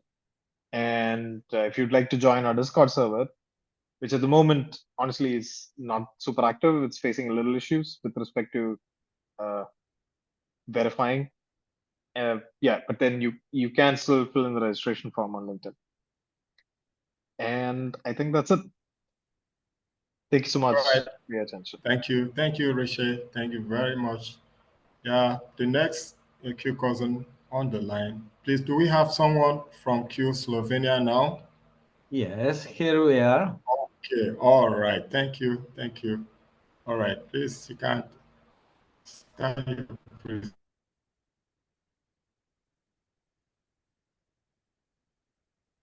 So we are Q Slovenia and we are QCousins, but my country is quite small, and so we started to do business with QWorld just a year or two ago, and you can see what we had done. We had QBros in 2023 in Vivo and Cooper, and having support from guy from Slovakia as instructor, and repeat the workshop in the same year with Maxim Dmitriev, very nice instructors, both, and enter the initialization phase in the April of 2024. We are supported by a non-profit organization, which is Društvo Matematiko and the Faculty of Mathematics, Natural Sciences and Information Technology from the University of Primorska. I'm the head of, and related workshops organized in 2024, QBOS Integlink event in April, organized by Pavel Gora and me, workshop lead Maxim Dmitriev. And other activities, Quantum Weeks with the guys from Trieste. We are very near to Italy. So we are collaborating them, and Istrian Quantum Weeks in Koper with with Italian friends. And we are preparing popular science articles about quantum technology and in collaboration with local and national TV stations and papers. Plans and goals for 2025. We aim to reach a wider audience as every Alyosha, sorry to interrupt. Sorry Yes. to interrupt. Are you intending to share your screen? Is the screen not shared? It's Yeah. not shared? Yeah. We were. Yeah, it's not yet shared. Yeah. Okay. Technical difficulties. Yeah, it's okay. I mean, it Right. happens. Yeah. Yes, but- So, yeah. Just a second. Yeah, yeah. Okay. Zoom. Share. Share screen. This one. No. Okay. Can you see? Yeah, we're starting to see if you can make it full Okay. screen. Yeah. Yes. Yeah, great. Perfect. Thank you. So maybe you should go back to Sorry slide for the one and malfunction before. just quickly repeat the previous. So here we are, plans and goals for 2025, organizing demonstration of the SpinQ computers. We entered the world of Q computing with buying SpinQ computer. It's very nice, and we also distribute it in Europe. So if you need it, just call me. We are organizing contest on popular quantum chess, which was introduced by our colleagues from Italy, and organizing next episodes of the quantum computer meetups in Slovenia and in Italy together with the friends from the other part of the border, prepare and publish several new popular science articles, and which is my main goal, to prepare the project for the establishment of a house of Alice QWorlds. So additional information, we are open to organize some events in in collaboration with other QCousins. We're now trying to do something with Q Bulgaria. We are selling the SpinCo computers if you need them. We want to make a permanent house of experiments for young and adults to involve them in the quantum world. Thank you. I was quick. Thank you. Thank you. Yes. Yes. Thank you very much. Thank you. Okay. We are done with the second part of the session. We'll have 5 minutes break and we'll be joined by the next chair of the session, which is Abdul Malik. So this is 17:45 in my local time. So we'll commence the next session by 17:50. Thank you.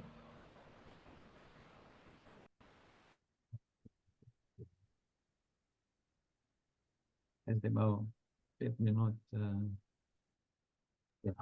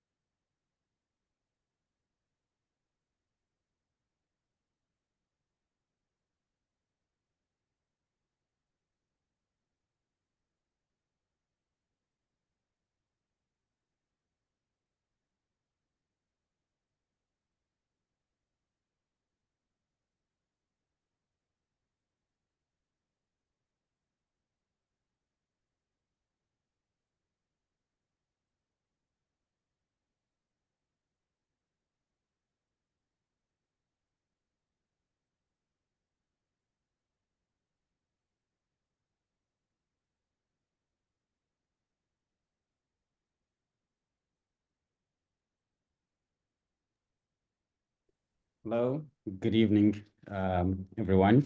Good morning, good evening, good afternoon, whatever you are across the globe. Let me introduce myself properly. My name is Abdel Malik. I'm a member of the QCousins department, and I will be hosting the next couple of sessions, starting with Dr. Araceli. Without further ado, I want to introduce her even in a short sentence. Dr. Araceli has obtained her PhD in quantum simulation in Scotland at the University of Strathclyde. And since many years, not just that I've been following her great works and great efforts with quantum, but Araceli founded her own company, QRECA, or Quantum Resources and Careers. The efforts of QRECA we have seen not just in linking or closing the gaps between enterprises and organizations, and also the workforce, but also in developing the skills, providing quantum training in many professional areas around quantum technologies. And for today, we have the honor to have her in this QWorld Annual Meeting. She will be talking about the experiences that she had, and she will elaborate on careers in quantum technologies and provide recommendations and tips for people who are just freshly getting into quantum. And I'm pretty sure that many of us in this meeting, they are still asking about the bits and bytes, how to get into the field.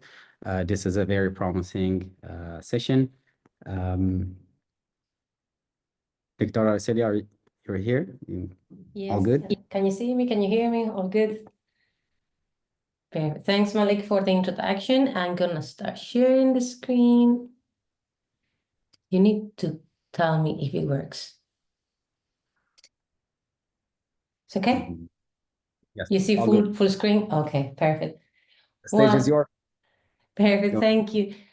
First of all, I really want to thank QWorld for the invitation today. And also I want to say congratulations, because I'm really amazed to see all what you have done, all the QCousins from all over the world. I really think that, wow, when I say that QRECA, we do things global, well, QWorld is really building an ecosystem of new talent in quantum technology. So really amazing work, everyone. Yes, I'm going to try to tell you my 2 cents on careers in quantum technologies, a little bit of what I have seen, and a little bit about the overview of what is happening. And I have heard from some of you that actually it should work when I change the slides. You were saying that one of your missions is really bringing quantum to your region, bringing quantum to your ecosystem, and that is very, very hard. And we know that is hard because when we think about the whole ecosystem, here when we talk about quantum technologies, we have the academics, we have the researchers, we have the governments that need to put money into the research, we have industry, the industry that is already there in our countries, and also the industry that is now growing in quantum. And then we have the general public. But when we say that we work in quantum technologies or quantum computing, or just we say quantum, it's true that people get scared, people think that it's too hard, people think that it is magic. It's the truth. But we know when we are involved in all these that, well, it's just science, and science obviously is cool. But I would say, if someone is always asking you, oh, quantum is amazing, you're so smart, it's really true that quantum exists, and they start to mix with black holes or I don't know what, just tell them that we are using quantum every single day. You tell them that we use lasers in everything that we do. We have lasers when we go to the supermarket reading our barcodes. We have transistors in our phones and in our computers. We use the GPS satellites. We have MRI scanners. We have this technology already as part of our lives. So if you start saying something like this, people start to think, well, yes, we never thought that actually that is based on quantum mechanics, right? So why is all this new revolution about quantum technologies? What is the difference between the quantum technologies 1.0 or first revolution and the second revolution? Now we're entering in a second revolution, because all the technology that I just showed you is based on being able to manipulate the quantum phenomena from many particles. We have many photons, we have many atoms, many molecules. In the last decades, the researchers, the scientists, were able to take one molecule, one photon, one atom, and manipulate the quantum phenomena at the single level, the single atomic level. And that is really the main difference. Obviously, we are talking about the concept of the qubit, blah, blah. I'm not going to enter into all that. What we want to say is that is really the difference between the first revolution and the second revolution. So the present is quantum, but obviously the future is going to be quantum, because we are now entering in something completely different. Is new technology, Jerry, is just in the beginning of the development. It's mainly still at the really science level. Really, there is that big future ahead of us. This year is the year of quantum, and I really think that this is going to be that inflection point where we really think everyone is aware. It's about awareness. This is really my goal this year, is that more and more people are aware that this is coming. AI just came like this. People were not ready. Let's try to make it a little bit different with quantum. And you probably have seen this image, and I really thank a lot of people using our image. Since 2020 or so, we started making all these, that is trying to understand who is spending money from the government side. So this is really public money. At the beginning, it was quite sad to see a lot of gray regions. Latin America, Africa, they were completely gray. And then over the years, we have seen how more and more countries are announcing public investment. It's true that some of the countries, example you have in the Middle East or Chile, they have announced that they want to do something from the government, like a top-down approach. They have announced some strategy, but they have not announced any number of how much money they want to put. That's why you will not see those countries here. But it's really interesting because it's not really US and China. It's a global effort. And you all here from all parts of the world, you know that we are really in this together. And we also see that when we see the companies around the world, in all continents, there are quantum companies. Everyone is working towards the development of this technology. And a lot of people, when I ask the first question, where do you think that there are more companies? Everybody will say, oh, in North America. No, actually, there are more companies now in Europe than in North America. And if we look at this distribution per country, I hope that I haven't missed any, but I'm pretty sure that you wouldn't imagine that in some of the countries that probably are your countries that you see here, there are quantum companies. There are really people making a lot of effort to bring this forward, to really create a new ecosystem of industry for this new technology. And yeah, it's true that in the US, there are the largest amount of companies at the moment, but well, it's growing. Remember, it's just the beginning. And the other distribution that I wanted to show you today is the sector where these companies work. Because it's true that almost 50% of the companies are working in quantum computing. It could be hardware, it could be software, it could be end-to-end solution. But it's almost 50%. You have more than the other 50% working in other things. Quantum communications, quantum sensing, quantum education, even enabling technologies. There are some countries where maybe you don't have a quantum ecosystem per se, but maybe you are very good in, I don't know, cryogenics or lasers or optics, photonics. These are all part of that supply chain that we need to create quantum technologies. So if you're thinking about a career in quantum, don't just think about working for a quantum computing company. And I'm saying this because this is really what I see a lot. There are really a lot of opportunities, and there will be more and more. And I really like this picture. This was done by the Quantum Insider, and they just make, this is just for quantum computing, but just making a little bit the whole ecosystem where you have the users, the applications, the people working on the software, the people working on the hardware. It's just vast. There are really a lot of companies. Now, are these companies hiring all the time? Obviously not. It could be that there is a peak that suddenly a lot of companies are hiring. It can be that then and there is a low kind of valley where there's no hiring. There is always something going on. But it's not like we need right now millions of people working in quantum, because we are not there yet. We are needing millions of people working in AI, but we will be at that point with quantum in the future. And the quantum workforce is something that more and more people talk about. How many people we need? How are we making sure that we will have the people when we need them? And that's really the core of what we are saying here. It's not that we will need the people tomorrow. It's that we will need the people maybe the day after tomorrow, and we will need to be prepared for that. That's really the most important message.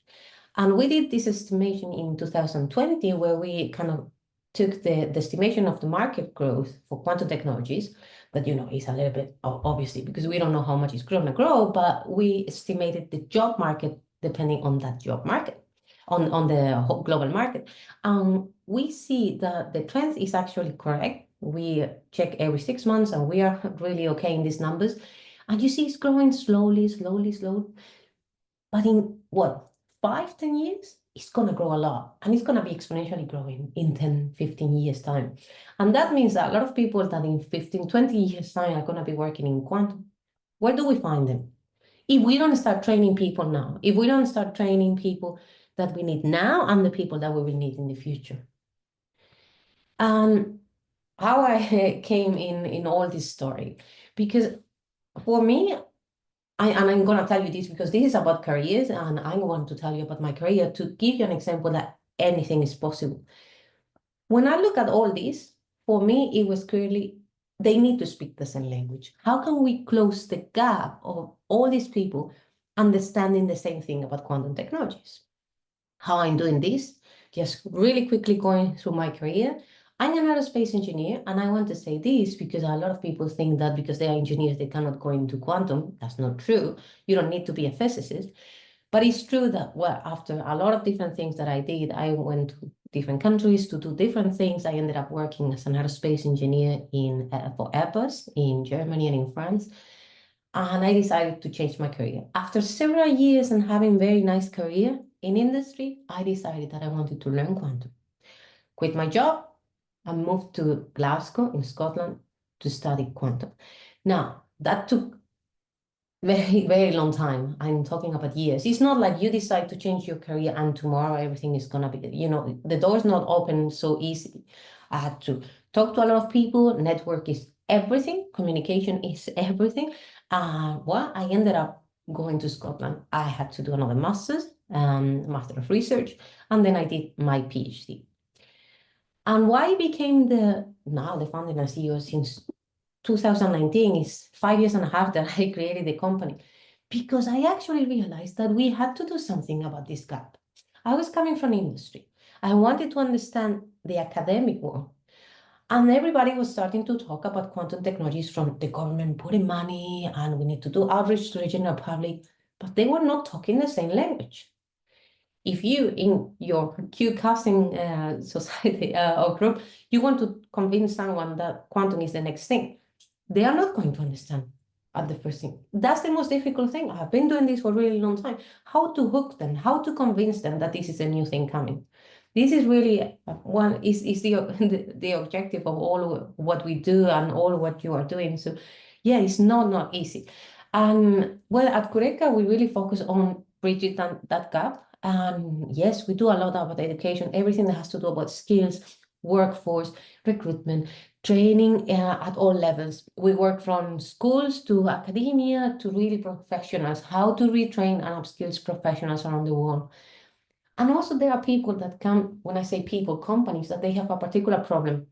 And they are like, do you know if quantum can solve this problem? And we do this kind of consulting service for them. We are kind of in the middle of the global ecosystem.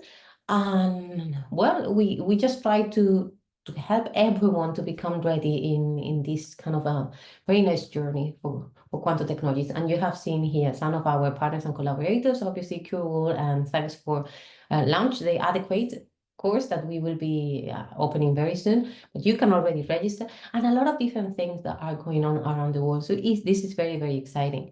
We have an online catalog. If you come to the QRECA website, you will see that we have courses that are for free, some courses that are not for free because they are really, really tailored and elaborated, depending on business sectors, depending on the technology. They are very long courses. Some of the things are for free, and you also have board games that people have done. A lot of people have done so many fantastic things for education that if you want to start learning quantum, you have so many things for free, but you can also think about doing something fun, like start playing a video game that is going to teach you physics at the same time. There are really a lot of samples and a lot of resources out there. Now, I talked about my career path so far. I want you now to think about your career path, because I don't know where you are. You know, there are a lot of people here, and you might be doing your bachelor's, your master's, your PhD. You could be a professional, you could be an academic, you could be in the government, whatever. But I'm pretty sure that if you're thinking about a career move, what you're going to do next, that's very, very hard. Most of the times when we talk to students, do you know what you're going to do? The answer is, I'm not sure. I'm thinking about it. Yeah, because that's really hard.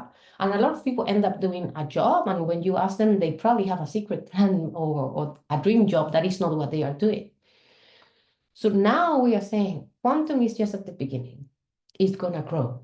And if you really want to go into quantum, it doesn't mean that you need to work in quantum tomorrow or in 6 months. You could work in quantum in 2 years, and that's fine. You just need to understand how your career is going to go towards that goal. Because a lot of times, well, a career plan is not a straight line. A lot of times it's about thinking the very little next step, that it will go to the next step and so on. And well, the long-term goals of our lives, I think we never know. And also very important is, it's not just quantum companies, because one day, the same that is happening now with AI, all the different sectors are going to have quantum in it. You will go to a bank, and a bank will have a quantum department that you will work within the bank. You could work in legal and work in quantum. You could work in construction, oil and gas, you name it, any sector.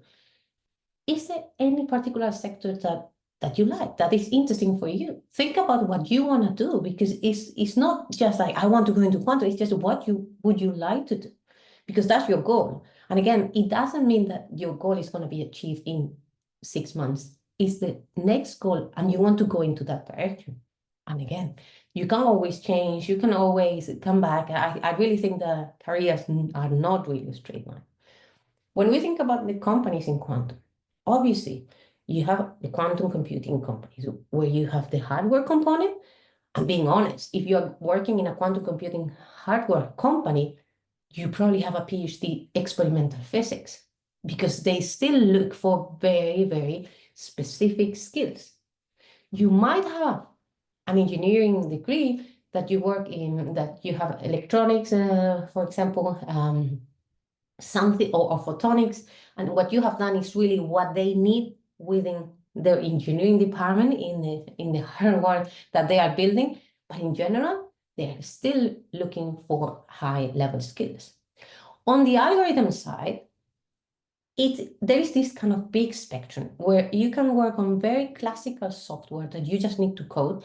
And basically, if you want to work in quantum algorithms or quantum software, the only thing that they will ask you, and now it's starting to appear, is Python. You can demonstrate that you know Python, that you have 4-5 years experience in Python. That will be enough. There will be a point where that will be enough. Now, it will really depend where the job role is in the spectrum. If it's very classical, or if it's very, very quantum, where you will need probably a PhD in that kind of algorithms or tensor networks, etc. But that means that the spectrum is so vast that you could work at any point in them. You could work more in the classical, more on the hardware, or sorry, on the quantum. But in all that, there will be jobs. And again, it will depend where you want to go, or depends on your specific skills, that it will kind of turn your career into that direction. And then you have sensors, where you also have a software part, and you have communication, where you have obviously the software part with cryptography and post-quantum, etc. And as I said before, all these kind of supply chain and other technologies. Now, thinking about skills, sometimes we don't realize that when you look at the skills that they ask in job profiles for quantum technologies, most of them are really not quantum skills per se, but more engineering skills. Now, it will depend obviously on the job, that on top of this, they will say that person should have a PhD or not. But sometimes, depending on the role, it's not necessary to have a PhD if you have proven experience. It really depends on the job. It will depend on the company as well. If they are already kind of a bigger company, if it's a small startup that they are just developing what they need, probably they need more qualified people. At the end of the day, I think that we are in the beginning of a new field that is quantum engineering. Nobody knows how this is going to be. Nobody knows what it really means. But a lot of people that I know that maybe 3 years ago, they moved into a quantum startup, and I tell them, what is your role? Even if they do hardware or software, they say, I'm a quantum engineer. And don't forget that it's not just the technical skills that are important, but also anything else that you can add to your CV, to your career, that you have proven that you work in a team, that you can work in a team, that you have done an internship. And I heard QWorld has this internship as well program. So please try to do as much as possible. Proven experience in a business or even a business course, because at the end of the day, it's different to work in a company than to work in academia. Communication skills, I think, is the most important one. Because at the end, not only technical roles are going to be open. You could work in project management, business development, even sales or customer relationship. There are more and more roles. And normally when I have this talk a little bit longer, I can show you more examples of job profiles when they are looking just for someone that is able to translate something very technical into maybe a white paper that is for the general public or the clients. That kind of translation that I told you within that ecosystem view is going to be key. So if you think that this is something that you like, if you think that you will be good talking to customers or selling whatever the product of the company, that is something that is needed now and is going to be more and more needed in the short term. So again, the question is not where to start, because I think to start, there are a lot of different things. And one thing is QWorld with their fantastic resources, but I show you that there are really a lot of things out there. The question is where you want to go. What is really what you want to achieve, how your career is going to look like. And again, the big question that a lot of people ask, do I really need a PhD? I think I answered a little bit before how I see this, but in general, it will depend where you are. In US and Canada, I think they are more flexible. If you have just a bachelor's, but you have proven experience, because there are bigger companies there, they are okay kind of retraining people or kind of giving that additional training, and they are fine with not such a PhD profile and very technical. But in Europe and other regions, it's really true that they are looking for that kind of very specialized profile. And this is mainly because they are early in the stages of development and they need people that are really able to work on the research of that to develop the product. But again, there are other roles, and well, it will really depend where, if you are good at doing something like that, and if you like it and if it's possible. There are resources everywhere. I really want to emphasize that. There are online courses. I show you our catalog at Cureka, but there are other resources out there. You have events this year with the Year of Quantum. Some people were asking about the calendar. If you come to the Cureka website, there is a calendar of events. We are trying to put everything we see. And right now it's for free. So you can just see the calendar, and it's becoming very, very busy this year. There are a lot of events that are for free that you can join virtually. Again, if you like playing video games, you can start learning physics and quantum physics with video games. And again, there are a lot of general resources and amazing initiatives out there to learn quantum technologies.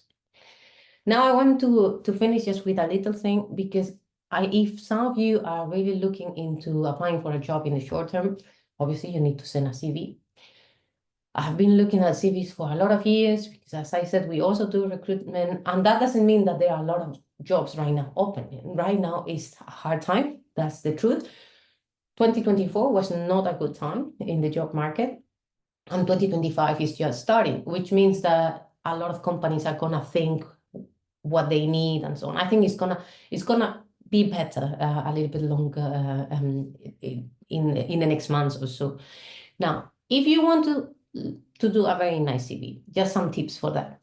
Your CV is gonna be different if it's an academic CV or if it's an industry CV. If it's for industry, it's gonna be maximum 2 pages, no more. And each CV is gonna be tailored for the job you're applying. Sometimes we see a CV that it has been done for something else, and that's horrible. And now with AI tools, it's even easier to spot. So please take the time to tailor a little bit to the job. Try to match some words, the keywords that the job profile is actually saying. Use kind of a nice design. Just ensure that it's designed the same tense everywhere, that used to always with capitalized letter or not, just that it looks nice. Also, always a PDF. Don't send a CV that is a Word document, because that doesn't look professional. You need to use an email address that has your name on it, and if it's possible, a Gmail. It's kind of easier, because if you have photon32@hotmail.com, it doesn't really look professional. And if you're using your uni email for that, well, you're gonna leave uni, right? So you should use your personal email for that. You don't need to say whether you are married or not. You don't need to add your date of birth. We don't need these personal details into a CV. Don't lie. Have a LinkedIn profile. It's very, very mandatory to have a very nice LinkedIn profile with a nice photo, the professional photo. Don't show your car or anything like this behind you, and check that what you say is true and that it looks good. And just some examples of profiles nowadays. There are templates everywhere. You can go to Canva, Canva, Canva, and there are CV templates for free. So you just need to put the text. And it's very nice because you always need that summary at the top. You see, who are you? You put your name, who you are. Quantum engineer, you can name whatever you think your profile, the best to describe your profile, your summary, who you are, what you're looking for. And then I really think that this on the side, just highlighting some skills is very, very nice. So please take your time if you want to apply for a job, even more if it's your dream job. And we are happy to look at your profile or your CV at Kureka for free. So please don't hesitate if you're looking for a job to do that. That's it. Now, my next most important advice is that please balance your life, your personal life with your work life. That's the most important. You know, at the end of the day, you need to love your job, but you also need to have time for your private life and hobbies and everything. So look for something that can manage that balance. And well, everything is going to be fine. It's not going to be a straight line, but I wish you a lot of success, and well, welcome to your quantum career. Thank you. Yeah, thank you so much. If you were attending on site, I would be clapping so so hard for this session, because I want to reassure. We have a couple of questions, but before I go through these questions, by the way, they are very, very good questions. I want to reassure and reformulate many things that you have mentioned, right? Because I'm based here in Libya. I've been trying to build an ecosystem here, talking to people in academia, industries, people in the government, investors. I've done many pitches. So I wanna raise something that, for my own situation, I would say I've been forced to do what I'm doing in pitching about quantum technologies in my country. And somehow, I want to mention a quote that I always loved, and I've seen people all the time. They're trying to get into quantum, right? And then somehow after 6 months or 1 year, they see it as something as very hard to get around, and then they kind of like they just pale down, or they just don't like the process that much. So one thing that I want to raise is quantum is quantum. It's not classical, right? And the second thing I want to quote, as there's a famous saying that goes, people tend to overestimate what can be done in 1 year and underestimate what can be done in like 3, 4, 5 years or in a long period of time. So anyways, quantum is quantum. It's not classical. If you want to get into the field, it's gonna take some time. Back in the days before the pandemic, you couldn't find any like these, like as many as possible that we can find of online courses, training programs, internship programs that you can actually get into for free, right? So this wasn't the case before the pandemic, but after the pandemic, things are going very fast with quantum. Thank you so much, Dr. Araceli. I want to raise some of the questions now. I think the first question that I want to take is, I think you have answered somehow this question. It was asked during some of the previous session, is can professional masters help me get PhD in quantum, or should I go for regular masters? Why do I want to raise this? Because let's say I'm originally I'm a telecom engineer, and let's go I go for data science, or I go for cybersecurity. How that actually gets into quantum? What's your take around that? Yeah, I saw that question before. For the question that I have seen, the question that somebody asked earlier, that person wants to go into PhD. That's what I get. If you want to go into a PhD, I would really try to get directly into the PhD if possible. But if you really need to do a master's, I think it will need to be a master's that really open the doors for that PhD that you want to do. I'm saying this because, for example, if you want to, this is from people that I've talked to in the last months, someone said, I want to go into superconducting circuits, hardware, experimental, like very, very clear. And he was doing a master's, and I said, well, you are doing kind of a general master's in quantum tech. If you really want to go into that, you need to ensure that your internship or your final year project is about that, because you have to show already that you go into that direction. Otherwise, it's going to be like, why are you doing the master's, right? I think that has to be very, very clear that if you do something intermediate, is to open the door and go already into that direction. But if you are looking for a specific master because you know what kind of PhD you want to do, you can drop me an email. I can put my email in the chat. And I can tell you, we have a list of all masters right now. So yeah, we can help you with that. And you were asking me if you want to go to cybersecurity and so on. So this is a very tricky thing because for me, this is one of the most important things this year is to raise awareness about the crypto. People say cryptography, quantum cryptography, call it whatever you want, but really the problem that quantum computing poses into cybersecurity and how we get ready for that. I think more and more people are going to be needed for that. And there are going to be either very mathematical people that can work in cryptography. So this is really people that come from math. Cybersecurity people that understand a little bit of quantum, and they are going to be working in companies making that transition. They don't need to know a lot about quantum, but they are going to be the one talking to whoever, the company, to translate to their company to be able to do that. And then there will be the people that they will need to do to make the transition themselves. That it will be working either in QKD or the hardware side or in PQC, and that will probably be necessary a PhD in that. But I think this is a field that it will really grow very, very quickly. Yeah. Thank you so much. That's a very in-detailed answer. We have another question of like, what are your recommendations based on your extensive experience? What advice would you give undergraduate students in general? It depends. Well, it depends what you are doing for your undergraduate. And again, it depends where you want to go. If you want to do something very specific, like the example that I just gave, you need to go into that direction. There are a lot of masters right now that are very, very good to give you that kind of additional knowledge into quantum, but that doesn't mean that they open directly the door for the job market. That has to be very, very clear. We were working with a master that they started this year. That is very nice because they work together with industry, and the industry working together from the beginning offer the internship that normally is going to become a job for the student. So I think that kind of scheme is very needed.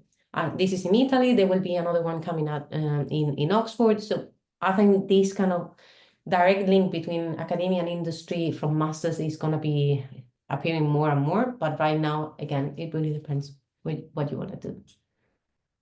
Yeah. Thank you so much. There's another question that is a little bit similar, but it's on the academic level. That's from Tamer Khattab. He mentions, is it possible for academics who did engineering but not in quantum, so basically like electrical and computer engineering, So is it possible for them to switch to quantum? And based on what you have seen, how long would that take to be like, what actions do they actually have to take in? And similar to other professionals like hardware engineers and so on. Okay, if it's to industry, it's very similar to what I said before. You will probably need to upskill yourself in whatever the field that you want.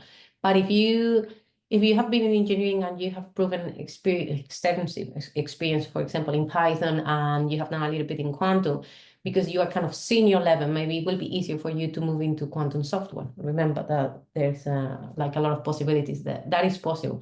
Now, my question would be, why do you want to go into quantum? If you're already an academic in engineering, what I would try to do is bring quantum into the engineering program, because more and more engineers will need to become aware that quantum is part of it. So I think a lot of necessary roles for engineers, professors, and academics is really being the kind of bridge, helping the students to understand that quantum is part of it. So maybe bringing quantum courses into the curriculum, into the engineering programs. That is not easy, and it's taking a little bit of time. That will also help you to become an expert in for that. Yeah, absolutely. I think we have Hillary raise their hands. I'm not sure if it's my mistake or not. But if you have a question, please drop it on the chat if you're not available at the moment.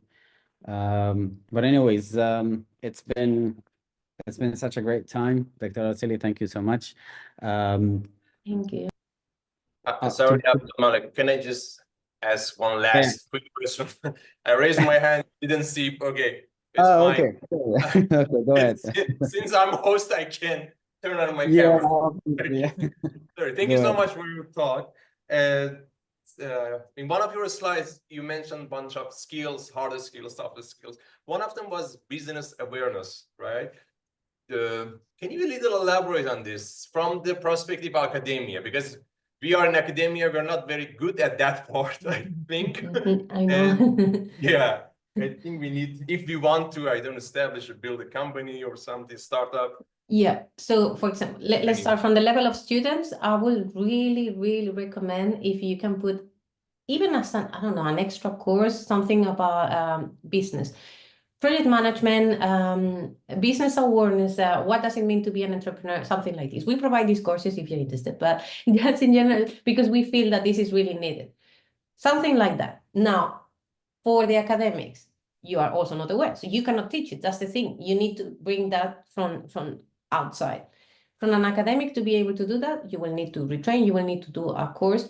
Now, a person that goes into industry, let's go to this person from before that is an academic in engineering and wants to go into industry. You're an expert academic in engineering, but you don't have any idea about business.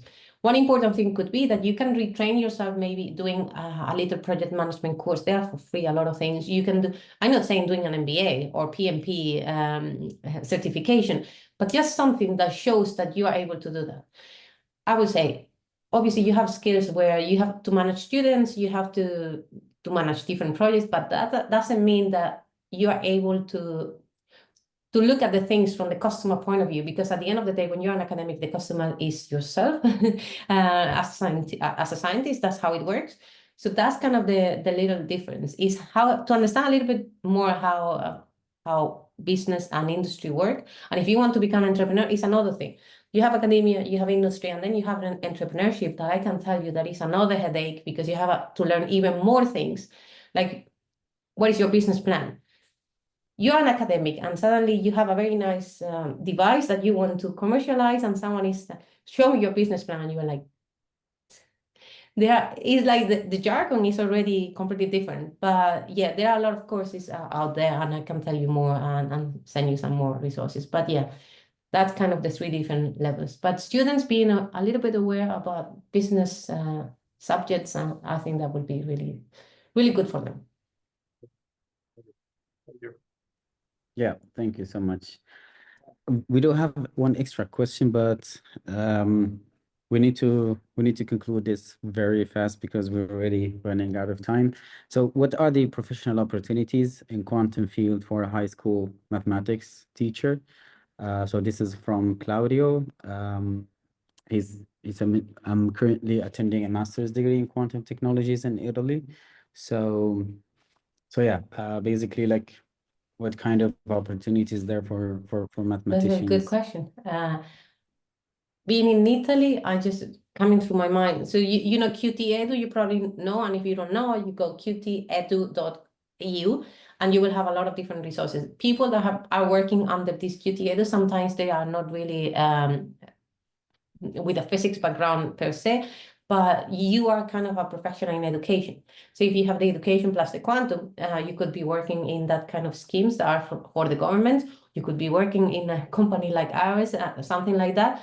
But I would say the most important thing that, again, similar to what I said before, is trying to bring activities to the students, bring kind of that, I don't know, oracle to the children that they can understand that quantum is a career for them, because there are not many teachers, high school teachers, that are really aware of quantum per se. So yeah, just being in that kind of role right now, I think is more and more important. And well, depends on the masters that you do and your background. I think there will be more careers. Again, this kind of translate to communicator role is something that is becoming more and more needed as well.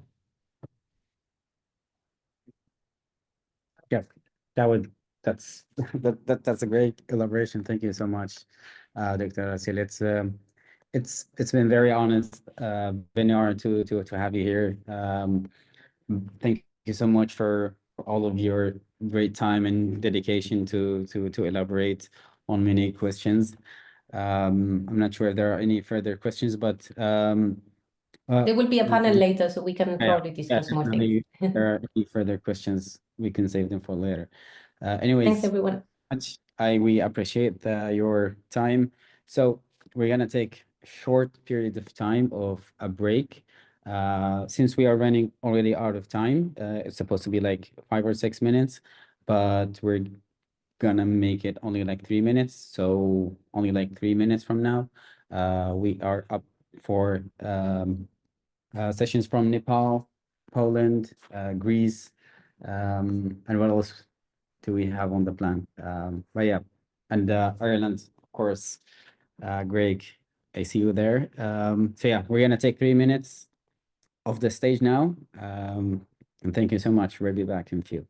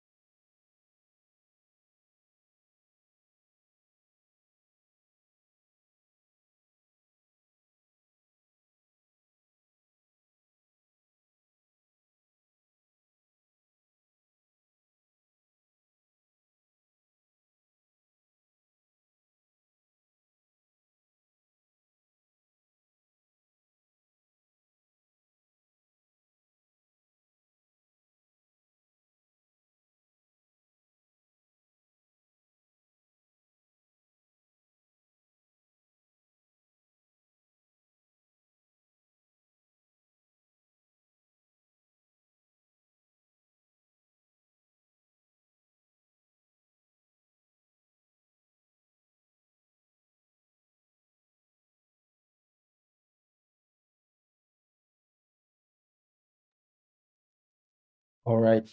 Um, I got my coffee here. So, yeah. So next we will have Sabine from Q Nepal. Um, hi everyone. For everyone who is for everyone who is actually enjoying and joining only recently. We are still in mid-journey of today's meeting, and for the next session, we will be having four QCousins. Mainly, we're gonna start with Q Nepal, then Poland, Greece, and Ireland. Sabine, Yeah, go can you ahead. hear me? Absolutely, the stage is Okay. yours. Okay, thank you.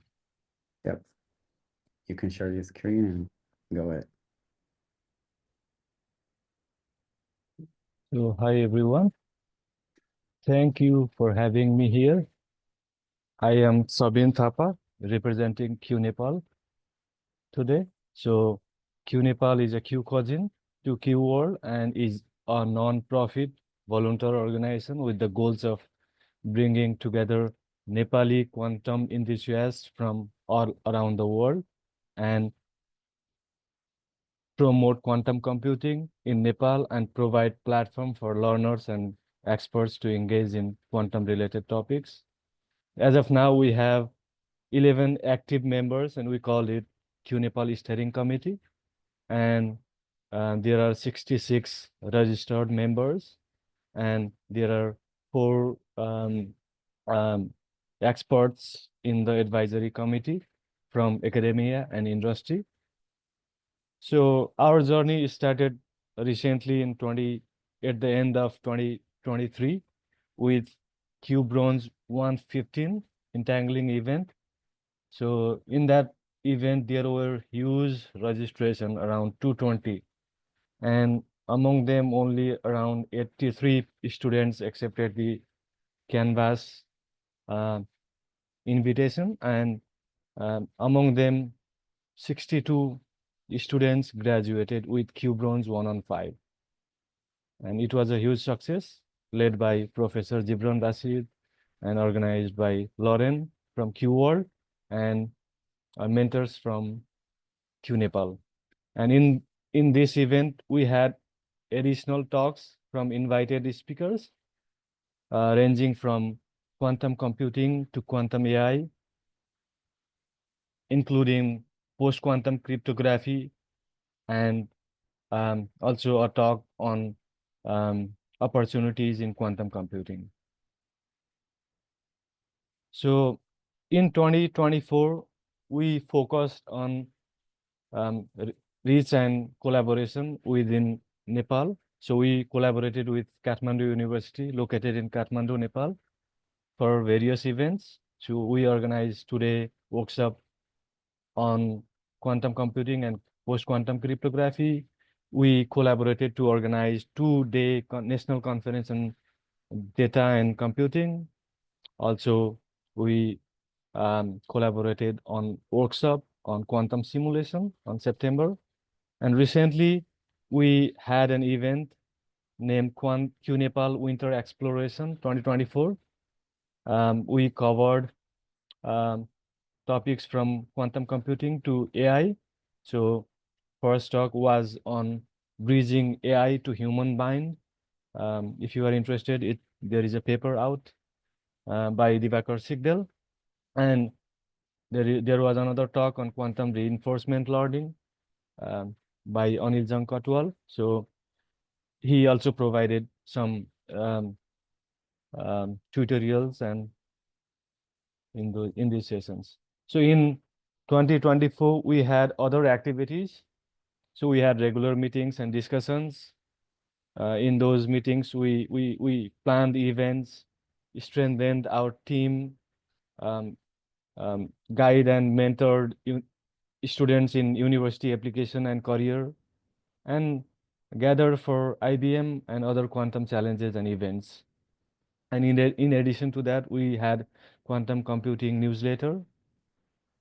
So we had good 2024 that helped our community strong. And for 2025, these are the goals. So we are planning to strengthen and make our management efficient for regular meetings and updates.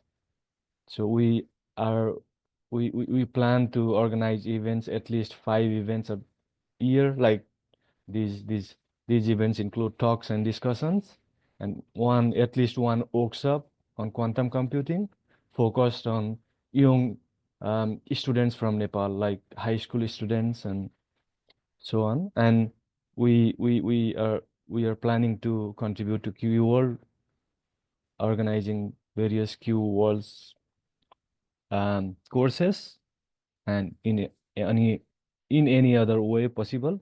So, and main goal is to keep continuing our mentorship for their on the research and career guidance. And that being said, that's all. Thank you.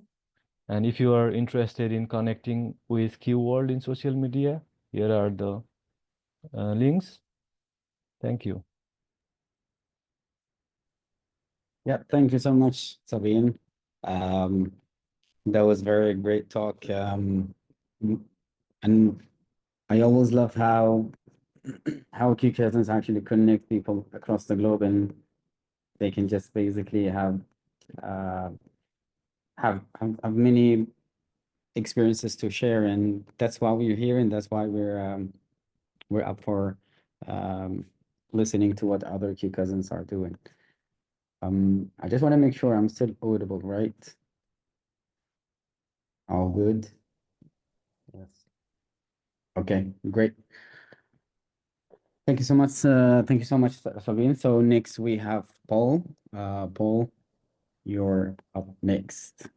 And without further ado, no introductions. Okay. Go ahead, Paul. I just Thanks. all right. Thank you. Thanks, Abdelmalik. I hope that you can see my screen already. All good. Stage is yours. Okay. Okay.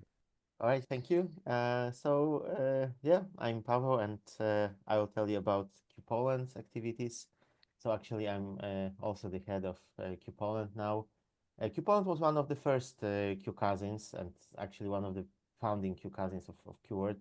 The first workshops were organized in May 2019 in 2 cities in Poland, in Kraków, where I am right now, and in Warsaw, when I studied and organized this first event in Warsaw in 2019. And it was in collaboration with the team from the University of Latvia. So Abu and Maxim came to Poland and to other cities in Europe to organize the workshop based on the bronze materials. And we officially entered the initialization phase on 11th of November 2019. So this is the Independence Day in Poland. So it was a good date to formally start QPoland. It's also formally supported by a non-profit organization that is called the Quantum AI Foundation, or Fundacja Quantum AI in Polish. And currently we have about 20 to 21 active members. And last year we organized 2 QWorld-related workshops, Q Bronze and Q Nickel. So as you can see, they were in October, and there were 56 and 41 certificates handed out, respectively. And these 2 workshops were organized before the QPoland Global Quantum Hackathon. So this was the 4th edition of the hackathon that we organized as QPoland and the Quantum AI Foundation. But the previous 3 editions were focused on quantum games. So this was the first edition in which the scope was broader. We also organized the 4th edition of the Quantum Machine Learning mini conference, which is an online event that we started organizing together with Q India a few years ago. And this year there will be another edition. We also organized another edition of the competition for the popularization of quantum computing that is addressed to students and high school students. We release a monthly newsletter, QPoland newsletter. We support the organization of the Warsaw Quantum Computing Group meetup. And one of these meetups was organized on the World Quantum Day on October 14th. We also support, as moderators, the organization of the Washington Quantum Computing Meetup. And we also prepare some popular science articles about quantum technologies in collaboration with one of our partners, ThinkQubit, which is a Polish startup working on quantum computing in the finance sector. And also in September, we organized a symposium, the development of quantum technologies and safety. So as you know, I'm the chairperson of the board of QWorld, and in the Q board we also have another member from Q Poland, Oskar Słowik. He is also a member of the Q Research Department. I was the vice coordinator, and now I'm again the main coordinator of the QCousins department, and I was also a mentor in the Q Intern program. Our plans for this year, for International Year of Quantum, of course, we aim to reach a wider audience and increase the number of our active members, organize at least 2 workshops, organize the next edition of our Quantum Hackathon, the next edition of our contest on popularizing quantum computing and quantum machine learning conference. Of course, there will be the next quantum computing meetups. We'll continue the release of the QPoland's newsletters. And we are planning to prepare and publish several new popular science articles, and maybe also prepare and publish some popular science videos on YouTube. We'll see. And we are now in the process of preparing recommendations for the Polish quantum strategy. We hope that it will be formally approved within the next 2 years. And some other news, if you would like to stay up to date, you can follow our profiles on social media. And of course, we are open to organize some events in collaboration with other QCousins. So for example, 2 years ago, we organized a QBros workshop together with Q Ireland. So if someone would like to organize some events with us, we can also think about it. Thank you for your attention. And if you have any questions, feel free to contact us. Here is the email address. Yeah, thank you so much, Paul. Yeah. I have many questions, but we'll have that. We will have informal conversations just to let everybody know.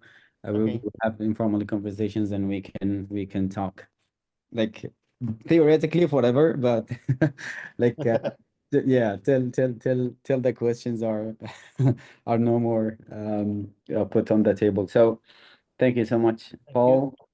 Yeah, thank you so much. Next, we have Ionis from Q Greece.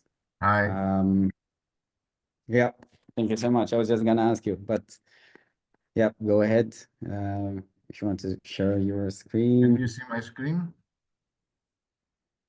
Oh, good. Even I see the Okay. cursor. Go Thank you ahead. very much for having us here and for organizing this annual meeting. I'm very happy to see all the QCousins flourish and present their works. And I'm Ioannis Theodonis from Greece, and we are Q Greece. So actually, Q Greece was entangled in 2021 by Pavel and as an organizer and Oscar as an instructor. So the team was actually we are academics from 2 universities of Greece. One is the Thessaly, the University of Thessaly, which is the center of Greece, and the other is the National Technical University of Athens, which is here in Athens. These are campuses. Elias and Apostolis are from the Digital Systems Department of the University of Thessaly, and I work in the Physics School of Mathematical and Physical Sciences. And we have Stratos from the Electrical Engineer Department and Computer Science. So actually, we have like 10 members active, more or less, in the 2, let's say, areas, teams or universities. And during the years, we had many workshops, but in 2024, we didn't have any. So you can say we are partially inactive, but we also spot a problem that was that we didn't train our new instructors, the students that make the instruction in time. So this is, but we did other stuff and we got into the quantum education through hands-on activities, and we demonstrate them to general public through the Athens Science Festival. We use the BB84 demo, quantum cryptography, optics setup. And we also did in the night of researcher where plenty of people from different backgrounds got their hands on these polarizers or beam splitters and stuff like that, and got introduced to the idea of qubits. And we also participate in different hackathons that were most of them organized or co-organized by QWorld. So you have also some idea what is going on through. We go to the NYU Abu Dhabi hackathon with as a mentor, or the International Quantum Hackathon from QCheck, and the Global Quantum Hackathon from Q Poland with some games, or from Q Italy, the hackathon or the challenge that they did for the smart cities. We got some mentoring the Global Guided Research Program. And but mostly we enjoyed also games, quantum games. So we are expecting the new quantum games hackathon, because we believe that in the games you can present the quantum resources, let's say, that can be used to solve the problem. So you can use there in the game to make people feel these resources and try to make use of it. So in the contribution to the QWorld, I'm working with the QCousins department. So we entangled many new members in the Q Bosnia, Q Bulgaria. Now we had Q Brazil entangling event. And also we had some work in the Q Inter program, which is very interesting. So for the 2025, we aim to increase both the number and the activity of our members. This will be done by organizing some monthly journal club through Discord with our members, and try to discuss new papers and put students in the game. To train instructors, and we need the help from QWorld and the Q Education department for that, and organize at least one Q workshop this year. And of course, we will continue mentoring teams for quantum hackathons and quantum games. Now the idea is to start to make like a contest for our students to make a poster, to make posters for quantum physics and technologies dissemination on the opportunity of the 2025. And we will organize some quantum talks in our universities about post-quantum cryptography or quantum machine learning and algorithms, and some new stuff we're doing for federated learning. So another thing is that we try to make a quantum technology student conference in Greece, and maybe a hackathon also. We'll try that. Of course, we will continue working on our new labs in our university, on some courses, and prepare educational material for secondary education, and organize school visits at our universities, where to get you some, also we got, with the help of from Q Slovenia, we got some SpinQ quantum computers. So we have a new hall there that we can accept people, visit, and even schools. Or we are open for collaborations for international and EU-funded research projects with proposals like the Cost Action of Horizon, Marie Curie, or Erasmus Plus. Maybe you can visit. And we are open to collaborate in other events with QCousins and organize some events. Thank you for your attention.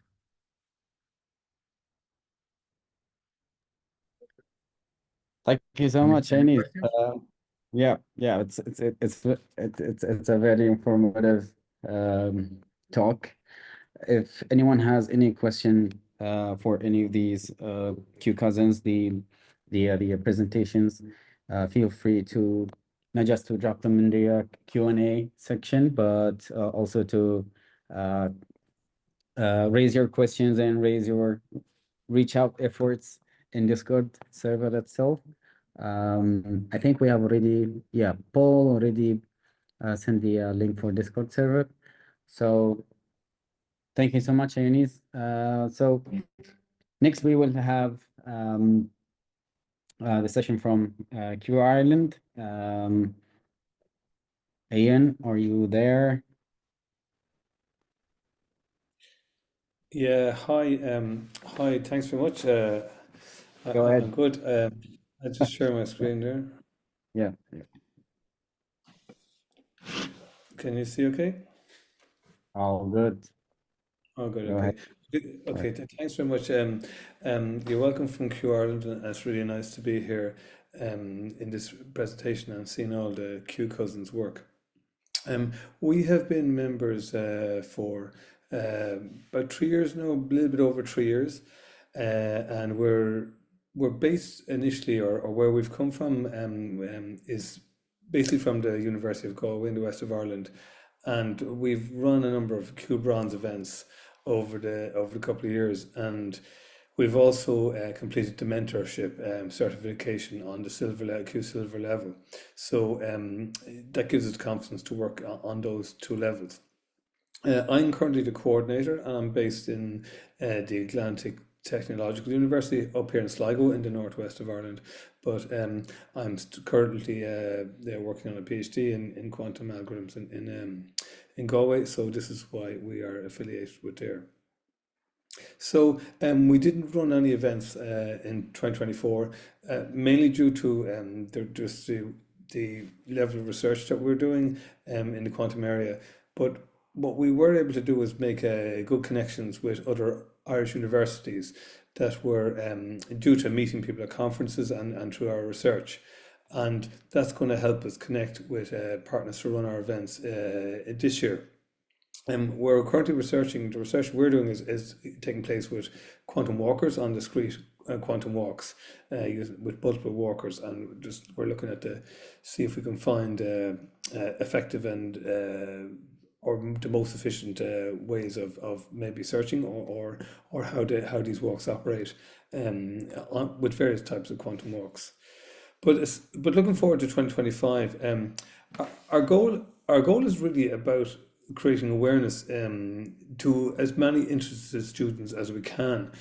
From our experience before, we've had to do a number of cold calls in Ireland to universities and to areas to try and identify institutes with interest in the quantum world, and it was slow getting that connection going at the start.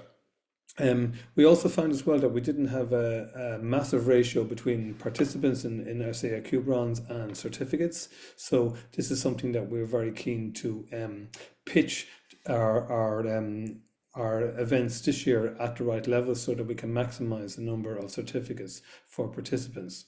But we've better connections now with the universities, and also we want to include Northern Ireland, which is I suppose part of the UK, but it also has people like Queen's University in Belfast has a quantum department which we would like to invite as part of the Q Ireland umbrella.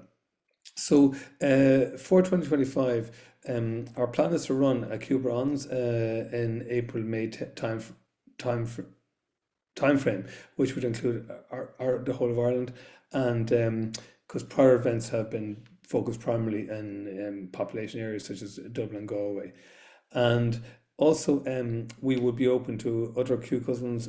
I think in the past we've run a bronze on our own, and we have won a second one in conjunction with another QCousin. So again, as we're all offering in our talks to work together, certainly if somebody is interested in working in the April-May timeframe, before exams start, typically our exams start mid-May, and then people are gone in June. So we're trying to aim this at after the Easter break, last 2 weeks in April, I beg your pardon, maybe first week in May, that type of time frame to get it in then. So if people are interested in running with us, absolutely we'd be delighted with that. Also then, we'd obviously reflect on the outcome of that and get the feedback from our delegates and people who took part, and then we would plan to schedule a second event. Now, depending on the level of, again, we're trying to promote the maximum ratio of certificates to participants. So again, I'm aware of the Q Silver has quite a lot of maths in it that would eliminate certain people and certain certain levels of people. They need certain maths knowledge. So we'll look at maybe doing we'll figure out which one to run in the second half. But again, our goal is to we have two goals. Our goal is to basically promote as much awareness and include as many people as possible we can on the island of Ireland, and also we want to basically have a higher ratio of participants to certificates, which I feel would help us in our first aim of including as many people as possible. I think that's all I want to say. If any questions, and certainly if you want to reach out to me, my link is on the first slide, and I would be happy to work with you guys. Yeah, absolutely. Thank you so much. I think it's a good point to talk about when QCousins they organize workshops. The main thing is you want as many people as possible to be included, and I acknowledge that, and also especially when having people from like coming from public institutes, like they don't know anything about technology, but they're interested. They hear about quantum and they want to learn. But yeah, that's a very good intuitive actually to just really consider the number of participants and having them really pursue running after a certificate to be really get involved into the field. Yep, Yeah, absolutely. thank you. It's just not to turn off people's enthusiasm by having Mm. something that's too high for them. But yeah, but we'll reflect on that at the end of mid-year, and hopefully I'll have some good feedback to report next year. I wish you the best. Thank you so much. I appreciate that. All good. So with that, we conclude this session and my part of the QWorld Annual Meeting. So we're gonna have a break,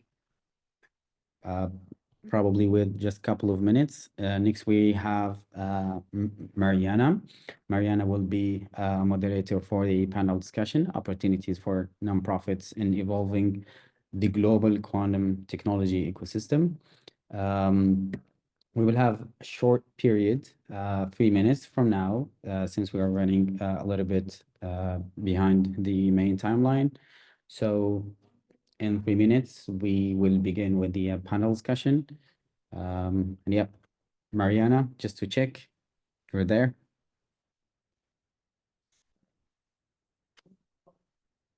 Hi, I'm here and waiting for the start. So 5 minutes and I'm going to open the discussion panel. Thank you. Okay, all right. Stage is yours. Go ahead. Thanks. Okay, thanks.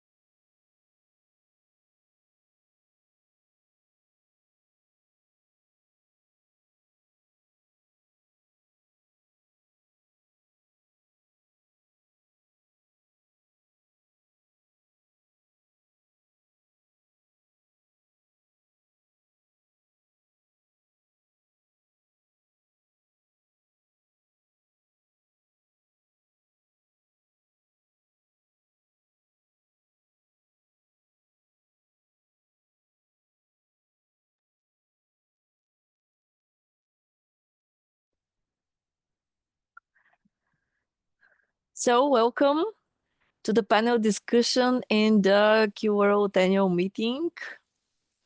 We're waiting for all the panelists. Welcome. Okay, everyone is here. Oh, perfect. Nice to meet you. My name is Mariana Filipova, and I'm the leader of Q Bulgaria. I'm going to moderate this discussion.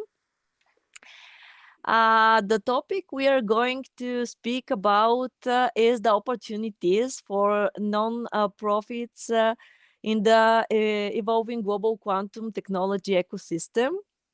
And our panelists today are Dr. Sari Gomez, once again, founder of QRECA, Dr. Eric Garcel, head of technical marketing division of Classic, Dr. Aurel Gabris, chair of QWorld Association and vice chair of QBoard, and Dr. Pavel Gora, also QWorld chairperson. Before I start with the questions, I would like to focus on the idea behind this discussion. And it is actually to explore the expanding role of nonprofits in the quantum technology ecosystem, to uncover fresh perspectives on its future and to foster new opportunities for collaboration among QWorld members. So, my first question is directed to Aurel. Hi, Aurel. Are you ready to answer Hi, my questions? Okay. I am. What are the most effective strategies for engaging the public and inspiring the new generation in quantum researchers and practitioners, according to you? So I read this question before, so I had time to think about it. It's a difficult one. I would actually split it into two. So there's a separate question how to talk to the general public, and it's a separate question of how to inspire the next generation of researchers and practitioners. Maybe even this we could actually split into two different aspects. What I have more experience is, let's say, the latter part, which is about the next generation of researchers and practitioners. And I would actually join to Araceli's statement from earlier today, and that is when we say practitioners of quantum, maybe we're talking about the whole future generation. Okay, so I think the question is how to actually bring quantum to become part of our everyday thinking and our everyday skills. I would say that this is like the long-term goal, and I believe that the answer to this is very simple. It's education. So how to inspire the future knowledgeable people is about providing them knowledge and skills, and this is not an immediate thing because we need to raise awareness in the first place, and then after having raised awareness, we need to have our own methods and our own approach. We have to develop the way how quantum can be included in education. And this means that everyone who's part of education has to embrace quantum in the first place. And I know that you're also working on this, Mariana, very actively. So we both know, and we both know what we mean, how to speak to already children already at a young age. That's then it's not enough to know quantum. You also need to know how to address them, and on top of it, you need to know quantum. So it is also an area for educators to educate themselves about quantum, and that kind of I would say leads back to the previous picture. So how do we start to introduce quantum to people who aren't in there for the quantum, but we know that they should be. Thank you very much. We really share the same scope, so that was really great to hear. My next question will be to Eric. Hi, Eric. Nice to meet you. What can young students and researchers do to support quantum computing and succeed in this field? Yes. So I have a second part of the question, and if you Okay. permit me, I'm going to continue with it. Go And you for it. can also divide it if you would Okay. like. But I would also like to ask you to address this question in the context of the multidisciplinary disciplinary nature of the quantum technologies, as QCIC has the experience in this area. Now that makes a lot of sense, right? And thank you for having me as part of this panel, right? Quantum computing is a multidisciplinary technology, right? It takes a lot of different fields to do any particular thing in quantum computing. You need to have a computer background, physics background, scientific. It takes a lot of kind of knowledge from a lot of different sectors to be able to do any piece of the puzzle. But talking about what you're saying, right? How can we students and researchers support and succeed or enable this field and support each other?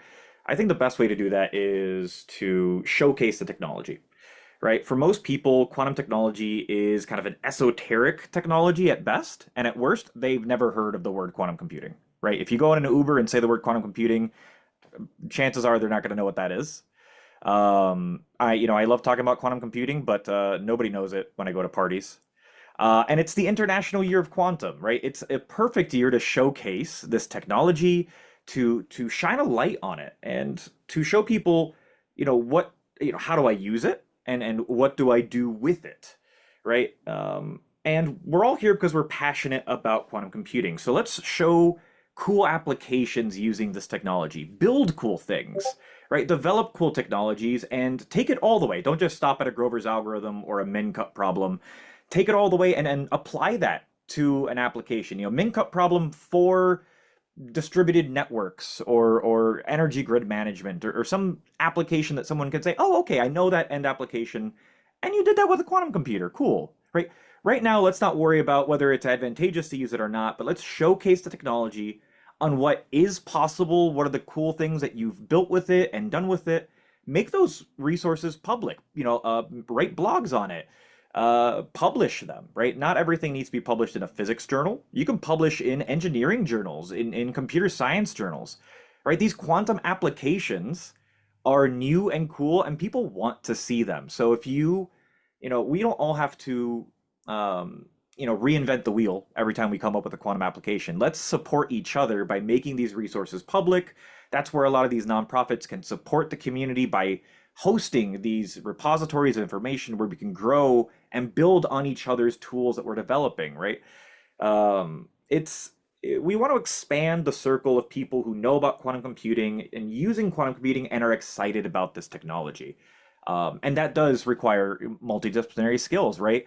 Not every physicist knows how to program in Python. Not every person who Python programs knows quantum computing, and not everybody knows all the cool problems that are out there in the world, right? If you want to do something for energy grid management, it's nice to maybe talk to somebody who has these problems, right? If you're in university, go to the other departments and figure out what you might be able to do together, right? There's some really cool things you can do jointly and show some fun applications. And heck, maybe professors, if you're a student out there, professors will get excited about this. If you're bringing up kind of outside technologies that might be able to support their field, okay, that's really cool. They're excited about it. They're likely to also get more funding for projects like this. So it's win-win for all involved. And there's a lot of really cool resources to support and succeed in this industry.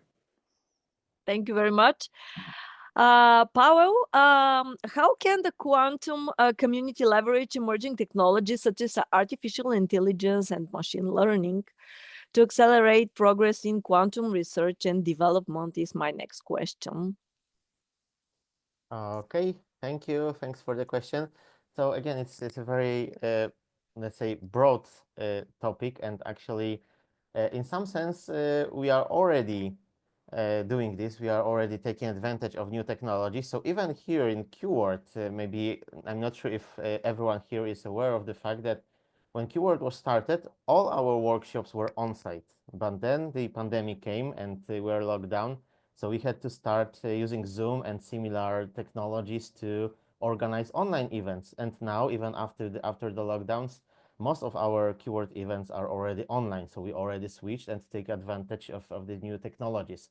But of course, in terms of AI, the changes might be much broader and more important, because actually maybe starting from the more general level, so there is already a quotation that AI is literally eating science. So we can see that even in the previous year, the Nobel Prizes, even in physics, were awarded for some innovations related to applications of AI.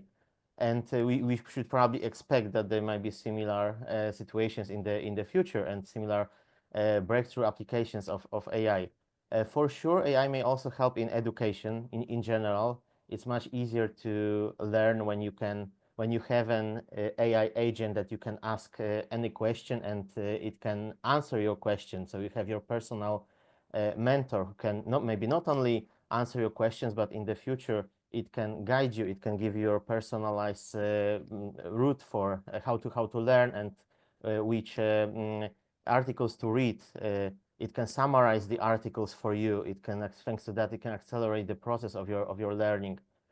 So first of all, these innovations in the education and accelerating the time or reducing the time required to learn some new concepts or understand some new concepts.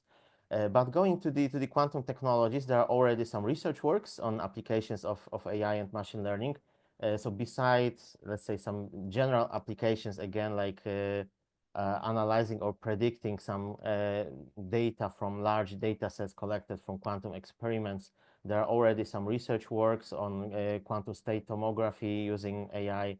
I'm also personally involved in a research project in which we try to apply both machine learning but also quantum machine learning to optimize logistics. And in particular, there is an approach based on quantum annealing when we design a QUBO formulation for solving the traveling salesman problem or the vehicle routing problem.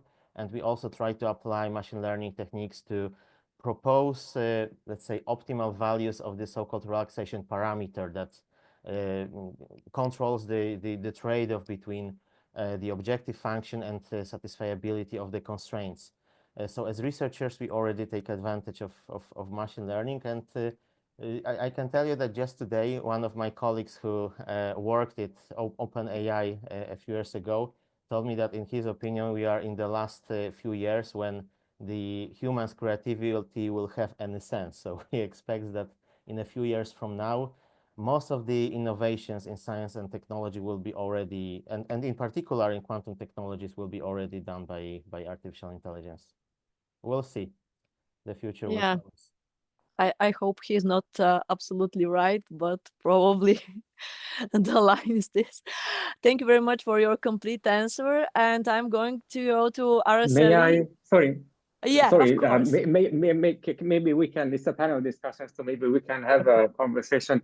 I actually wanted to add to what Eric said, because Eric, you addressed the students, or you addressed like the academic people, and I think there's one thing that we can advise to engineering or students, not even engineering, could be anything actually, students who are not quantum students, is that if you have some good domain expertise, you are doing some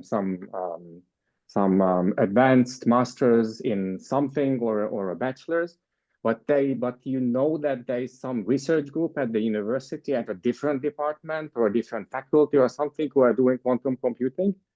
They might be interested in working with you on that specific subject. it's probably not enough to just go and say that that I have like half a year and I want to do a master thesis or something like this. You probably need to be a little bit. You need to do a little bit of self-learning but there is but that's what we are. That's exactly how we see that these QWorld workshops are working out well. That we get like a kickstart to students, to people who can then join in a more advanced environment, and at the same time bring their domain skills. So I don't know, Eric, if you also see this, and if you can like have any other opinion or comment.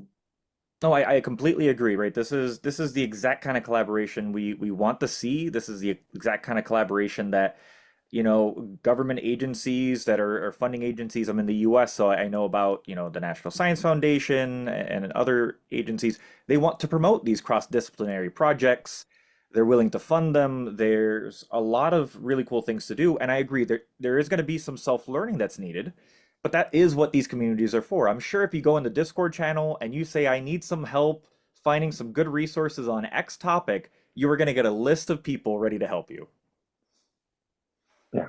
Mm-hmm. Thank you, Aurel. Thank you, Eric. Also, people in chat now are appreciating also Eric's point of view, but let's go ahead. Araceli, I wanted to ask you what else non-profits like QWorld and QCousins can do for quantum career development in 2025. Thanks for the question, Mariana. First, I want to say why we need these kind of additional associations and activities. First of all, because even though Eric's point is true, there are a lot of fundings and government initiatives to put into education, but they are not enough. Really, if there were not associations and initiatives like QWorld, I don't think we will have enough to be resources where people or just communities where people could discuss on how to enter in quantum.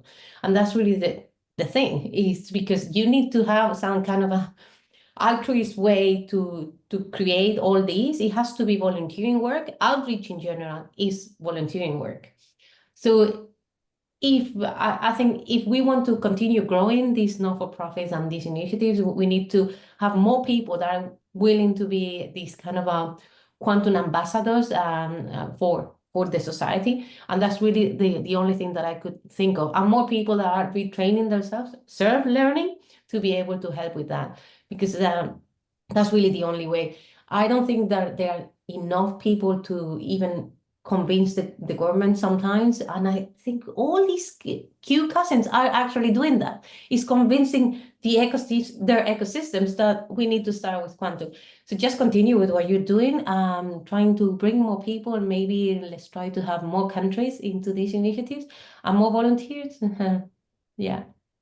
Thank you very much, Araceli, for the answer and for all your work, because you're one of the greatest ambassadors worldwide, really. So the next question is to every one of the panelists. So do you think that the intense race of the quantum innovation might have negative effects? How could this competition positively change the world? Because the word competition has two sides, positive and negative. That meant with this question. I can jump in if you want. We can start with, obviously we know the opportunities, right? There is so much money from the governments because there is a clear opportunity. Something is coming out, it's going to be big. But we need to be first honest with where we are in terms of the development of the technology. We need to understand that it's not just quantum computing and that there are other technologies that a lot of different sectors can use today. And third is preparation. We have the experience of AI, as Pavel was mentioning. We have the experience of a lot of different things, cybersecurity.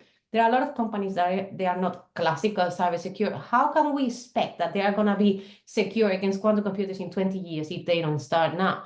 So I think scaring a little bit the community is not going to be bad, but we need to be honest and not really go with the hype. Quantum computing is not going to change our world tomorrow.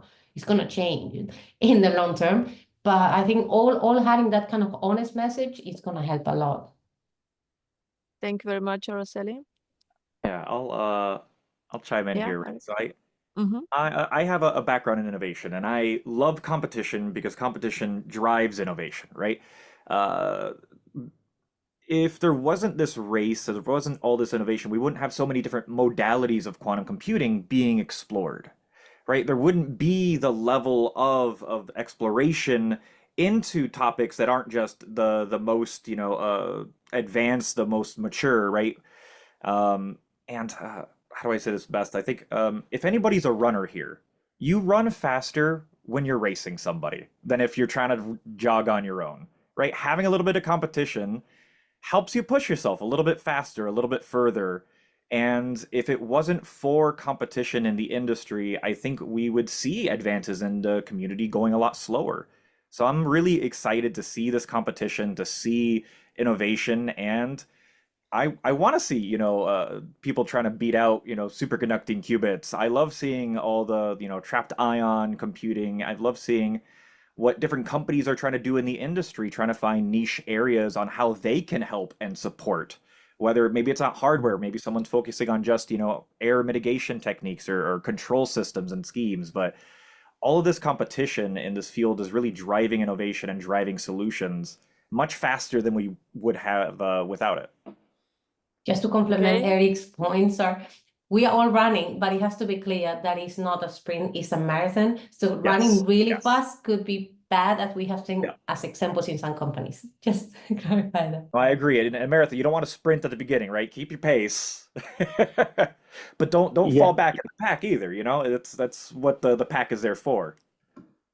Yeah, I think that was the key. I think that was the key thing, because what my impression was when I was talking to people who are from the industry. Oops, I ordered pizza for my children. So my impression was that at least on the level of words, they still say that it's still in a collaborative phase. So I think we're going to see the competition just amplify. My feeling that at the moment there is more collaboration, especially when it comes to smaller players. It's pretty clear that the big players are already neck to neck to each other, but we still see that in the smaller players there is a high level of collaboration. It's also because yes, we are in the same pack, and we still need to find the means how we communicate what we're doing, why we're doing, and also we need to agree on a lot of things, that standards and other things that are still in development. So for a technology that is still in development, so that still means that there is going to be a lot of relatively open conversation about how to define what we're going to do next. Thank you very much. So from the competition, let's go to the partnership with my last question. It is also the overview. What is the role of building partnerships, and what strategies can help create successful collaborations between nonprofits, academia, and industry? How different institutions could collaborate with projects like QWorld? Okay, so maybe I will start here. Yes, of course. And I will start from the previous question, actually, about the competition. Start, sorry, of course. No problem, because I wanted to say that I also heard about the concept that is called co-opetition, which is combination of cooperation and competition. That some organizations may compete, but at the same time collaborate in some aspects. So these partnerships are definitely necessary if we want to progress. It's a similar with competition as well. The competition and having additional extra motivation to accelerate some efforts is also important.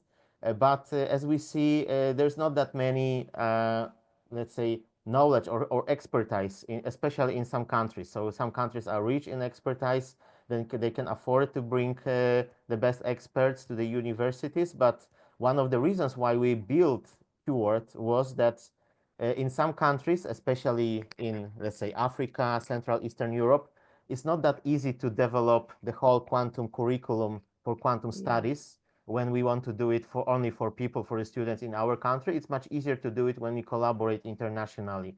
But then when we prepare these materials together, then we can use them for the workshops, for the events that we organize locally for our local communities. So that's why collaboration is important. It can definitely create some synergies, and together we can achieve much more than just the sum of what we can achieve individually without the collaboration, the partnerships.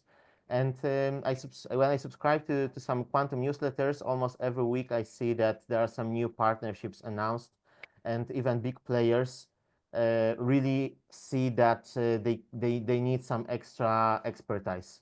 It's really difficult to have all the necessary skills, all the necessary workforce under or in your organization. Even if you have the quantum domain knowledge, then you may need some knowledge from some, let's say, some business or industry domains where the quantum technologies should be applied. So the partnerships are necessary. And in case of QWorld and similar nonprofit organizations, like hopefully the organizations established by our QCousins, if we want to organize some events, we also need funding, we need sponsors. So that's why it's good and important to collaborate with the industry, for example. On the other hand, the companies also need some visibility, and they would like to advertise their projects or their products. And another part of this whole ecosystem is academia. So also QCousins and nonprofits need experts from the academia, not only experts in, let's say, quantum technologies, but also in other fields, and even experts in educating people, because you know, it's also a very broad topic, right? It's how to efficiently educate people. And you can be a great quantum researcher, but it doesn't mean that you are a great educator or a great organizer of events. So yeah, we need the diversity of competences and skills. So this is one of the reasons why this competition is, why this collaboration partnerships is that important. And maybe going back one step to the competition, the only negative aspect, because we're focused mostly on the positive aspects, the only probably negative aspect that, or the main negative aspect that I see, could be just the hype, and because we already had also some cases of overselling some ideas or over-promising something, and then the promises were not met, and the products were not delivered. And I believe that also partnerships may help in reducing the hype as well, because when we collaborate with other people, we can already get the first feedback, and it's also in our interest to be a reliable partner and not oversell something. Great argumentation, Paulo. Thank you for this point of view. Eric wants to continue, I see. Yep. I mean, I completely agree with that, and it ties into what you were saying earlier too, Araceli. You were saying, right, we need nonprofits. It's not just the grant funding that's coming in. It's not enough. So we need these collaborations, right? You know, Classic, we're a for-profit company supporting nonprofits. We see this, other companies see this, that we need these nonprofit companies to support the industry if we want the ecosystem and industry to succeed. And that's a huge benefit for these partnerships and a huge drive for them. You know, not just the promotional aspect, but we need people to use these machines, to program on them. If you want people to use the end result, you need people to actually be educated in this, to want to use it, to have these communities to engage in and be excited about. And it's a new technology, and it's an advanced technology, right? It's not going to be any one company that brings it to light. It's going to take a village. It's going to take a lot of people working collaboratively to bring this to market, to make it applicable, and to show people the real value of this really cool new technology.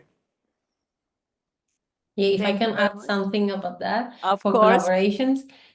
So let's be honest, right now, I don't believe that many companies can really sell something to a customer and just make profit out of it. That's the truth. So right now, if you don't collaborate with others, even the collaboration being the potential customer is not going to work. It's not, the ecosystem is not going to continue growing. And the second thing is that most of the public funding, if you apply for any grant application, you need to go as a consortium. You need to go already as a collaboration, as a partnership, where you will have academics, industry, non-for-profit, whatever. Better the mixture, better the grant application. And we know that, and we are trying to do this in multiple avenues because, let's be honest, most of the funding that we need right now is coming from the governments. So I think these two kind of avenues are really, really important right now for the collaboration. And the second thing is that, well, again, it's not really a race between two countries. It's a global collaboration, and the partnerships I think also show that are really necessary to show that all this is global. Thank you. Auro, can we hear your final words? Regarding collaborations, or how you want to inspire the community here, of course. Okay, let me try to say, I would like to, what I feel, let me just summarize my experience from the position of trying to do a global nonprofit. There are really, I really see that there is an enormous challenge in trying to create collaborations across continents, across regions, and across blocks, and across many. We can't escape the political aspect of quantum. These are, we haven't mentioned this. Maybe it's maybe it's going to be, let's say, not a positive note, but I think it's I think as a final note, we put the competition at the level of individuals and at companies. I think we are ready to collaborate. We are more ready to collaborate than how the leaders would like us. And I think it's a good. What I like about QWorld is that we have the local communities who are able to create collaborations within the cultural sphere and within the language and social structures in them where they operate. And the challenge of bridging these cultural differences and language differences are the ones that we are mostly facing at a higher level. And I'm very excited to be part of it, and I'm also excited that we have this big global community, and I would really like to invite everyone who feels this as a challenge to look at global issues from a global perspective, to join QWorld and help in our efforts in making this happen. Thank you very much, Auro, for your inspiring conclusion and for your inspiring work of QWorld, and to all the panelists for their really motivational words and contribution to the quantum world. Let's have a break of 5 minutes and continue with the other QCousins. Thank you. Thank you, Mariana.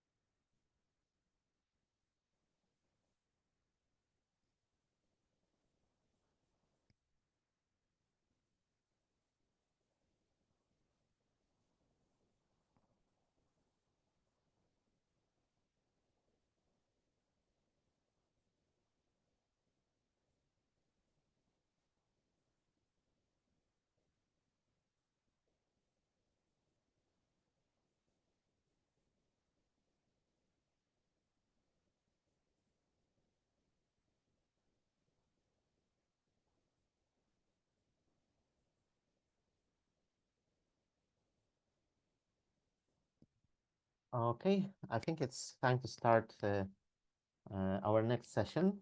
So we'll again present the next batch of our QCousins. So now it's time for Q Bulgaria. So again,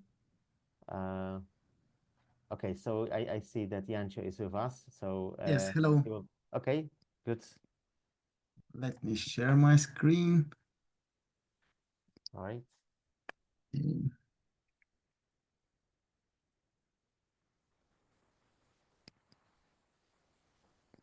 Am I hearable, visible? I cannot see your screen yet, I think. I'm not sure if you Okay. sharing it. I can see you, but not your screen, not your slides yet. There was this green button to share, but oh, now it's coming. Okay. Yes, we can start.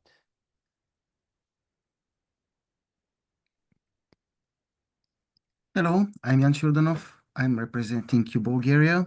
We are QCousins since 2024, founded by quantum computing enthusiasts and educators from Bulgaria. While we are focused on educating adults, we are equally dedicated to inspiring the younger generation. Part of our team is also involved in STEAM Academy Quantum School. It's the first high school in the world to integrate quantum technologies into its curriculum. The head of our team is Mariana Filipova, and we are 6 active members so far. Last year, our first year actually, we succeed to perform QBronze 135 in June. We had extremely high amount of participants, 125 participants for the session. But also we have other activities, lectures and for teachers trainings performed by Mariana Filipova in Sofia University Department of Teacher Education on topic quantum science and technology education for children. Is it necessary and possible? Also, artificial intelligence and quantum technologies for school teachers. Also, showcasing our work and contributions. I was presenting a poster on topic Spark Curiosity, Educate Quantum in Swiss Map Research Station in Switzerland. Also, we celebrate World Quantum Day with online and in-person sessions held in April. Our plans. So next month we had planned QBronze 142 in collaboration with QSouvenir, so Q Bulgaria and QSouvenir in joint initiative in February. Even that we still didn't publish in our website the application form. We just share the link on social networks. We already have from yesterday more than 32 applications. So we also plan workshops for students on topic quantum cryptography for February. Also training sessions planned for March for teachers on the same topic, quantum cryptography. So for the World Quantum Day event, we plan activities for students in April, celebrating the quantum advancements, and Erasmus K2 projects focused on quantum education for universities. Additionally, so we are open to organize some events in collaboration with other QCousins. We believe that collaboration is the key to advancing quantum education and innovation. By joining forces, we can create impactful events that inspire and educate diverse advanced audiences. So let's work together to shape the future of quantum technologies. Thank you for your attention. Great, thank you. Thanks, Yancho. This was great, and yeah, I do not see particular questions on our chat, so I think we can go to the next QCousin, which is QLibya. So Jancho, thank you once again. And now we'd like to invite Time, I think, yes? From QLibya. Okay, can you see me, everyone? Yes, we can see you, we can hear you.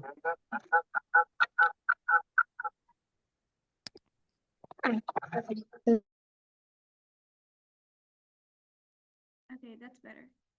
Can you hear me? Yes, I can hear you. Great. Okay, hello everyone. My name is Dima Dahmani, and I'll be presenting QLibya for you. Okay, QLibya was... just Hello? one note, we still cannot see your slides. I'm not sure if you have some slides to share. Oh yeah, I didn't. Yes. I didn't share screen. Yeah, that's right. Just a minute. Okay. How about now? Yes, we can see Google Slides. Yes. Okay, we can see your slides. Thank you. Okay. So, my name is Dima Dahmani, and this is QLibya. QLibya was originally formed in 2021, but in fact, the community in Libya, the quantum community in Libya, was first growing in 2020, when there was the first talk held by Engineer Abdelmalik, and following that, a couple of college students were interested and they formed QLibya that you are seeing right now. Our main vision is to connect Libyan institutions with the global quantum community via educational institutions and quantum educational resources. We currently have 8 active members, and we are still reorganizing the team internally and welcoming new members as well. Our mission is summarized in advocating quantum computing education and programming across Libya. We work with academia and stakeholders to instruct the quantum information science roadmap in Libya.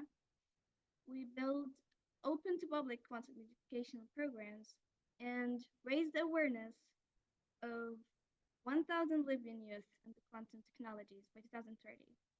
In fact, by 2024, we have reached up to 400 students and attendees via workshops and talks.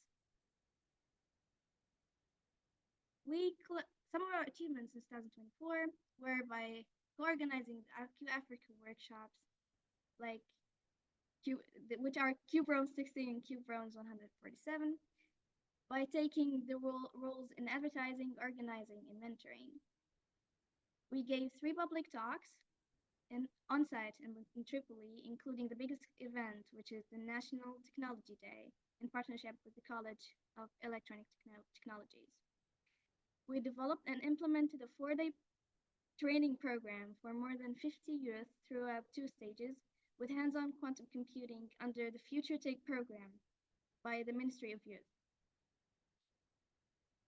We built educational campaigns in social media, and we posted our first issue in our LinkedIn newsletter, reaching up to 4,000 users and readers.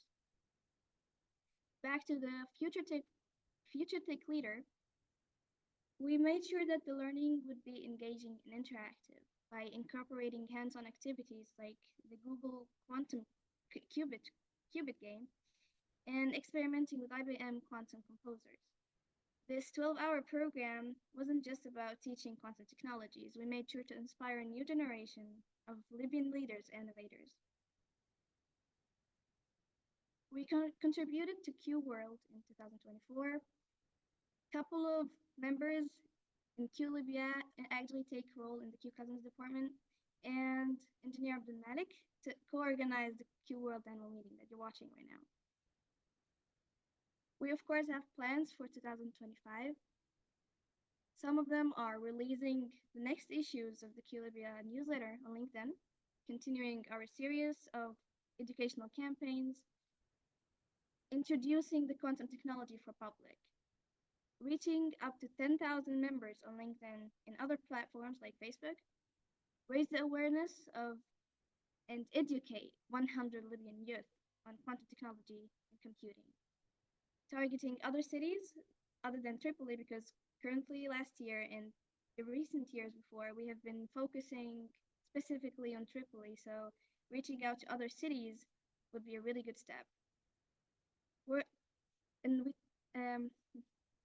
organize Q bronze and Q silver workshops dedicated for universities and higher education institutes. And we, of course, would hold more talks and events under the theme of the International Year of Quantum Science and Technology in 2025. We have two main social media platforms, Facebook and LinkedIn. Make sure to follow us. And we are up to organizing more events and workshops with our QCousins, so you're welcome to collaborate. And basically, we aim to all Libyan to bring the education to all Libyan enthusiasts, and regardless of their background, whether it's technical or non-technical, and the age as well, because, well, basically I'm 17 when I got into this, so age is never a limit. And yeah, thank you for listening. That was it. All right, great. Thank you, Taima. Thanks. Okay, I do not see questions to you, so I think we can proceed because we are slightly behind the schedule. So the next speaker is Chanel from Q Cameroon.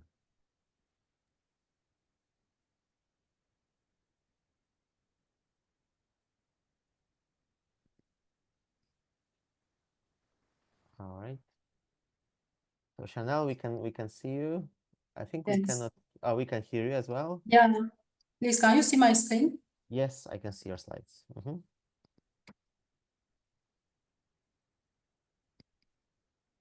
Hello, I'm Chanel. I'm representing Q Cameroon. Q Cameroon was established by a group of quantum science enthusiasts from Cameroon. So we started with a Q Prep organized by Q Nigeria in December 2023 and organized the Entangling workshop in January 2024. So we officially joined QWorld in June 2024. Our aim is actually to raise awareness about the potential of quantum technologies and science in general to all those who are keen to learn, in particular in our community. Our coordinator is Professor Nana Ngo Serge Guy from the University of Yaoundé 1. And actually we have 12 active members. So as QWorld related workshops organized in 2024, we have the Q Bronze, which was the Entangling workshops, and then we have the Q Prep and Q Bronze that other QCousins from Africa mentioned. That was a collaborative organization. So in 2024, we only started with launching the Q Cameroon Q series, Q Talk series, whereby we organized experts from around the world to give to give talks, present their research, and then inspire our communities. As our plan for 2024, we want to enhance our social medias, our presence on social medias, and also collaborate with other universities, because for now we only collaborate with the University of Yaoundé 1. We want to reach out to other universities in Cameroon in order to attract a wider audience. We also want to organize outreach sessions to raise awareness, because there are some people, especially in high school and even at the university, who doesn't have experience about quantum. They don't even know what are the potentials they can get while studying quantum information, quantum science in general. And also, we want to continue our Q Cameroon talk series, where we educate our communities. And we want also this to be sort of hybrid, whereby we also organize on-site events, because we noticed that in online events, we don't actually have a lot of participants from our community. And another thing we want to organize is interactive coding sessions to make sure that the learning process is well coordinated. And we want, first of all, to start with topics related to quantum machine learning. And another thing we aim to do this year is to start research collaborations about among members and also in the wider community. We are open to collaborate with anyone on quantum research topics.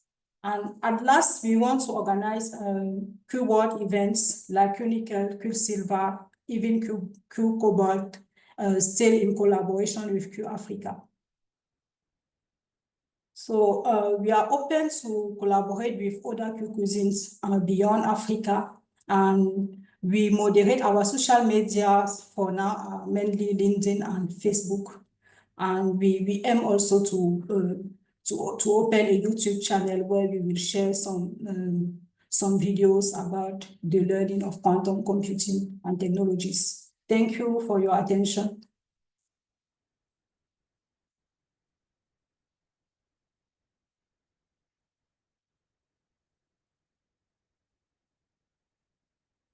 Sorry, I can't hear you. Okay. Sorry, my mic was muted. Thank you, Chanel. Thanks for the great presentation. I do not see questions on the chat, so yeah, let's move forward to the next speaker from Q South Africa, and this is Omid, I believe. Hi. Okay, let me share my screen and okay, can you see my screen? Yes, I can see yours. Okay. Hello, everyone. My name is Omid from Iran, and I'm presenting for the Q South Africa.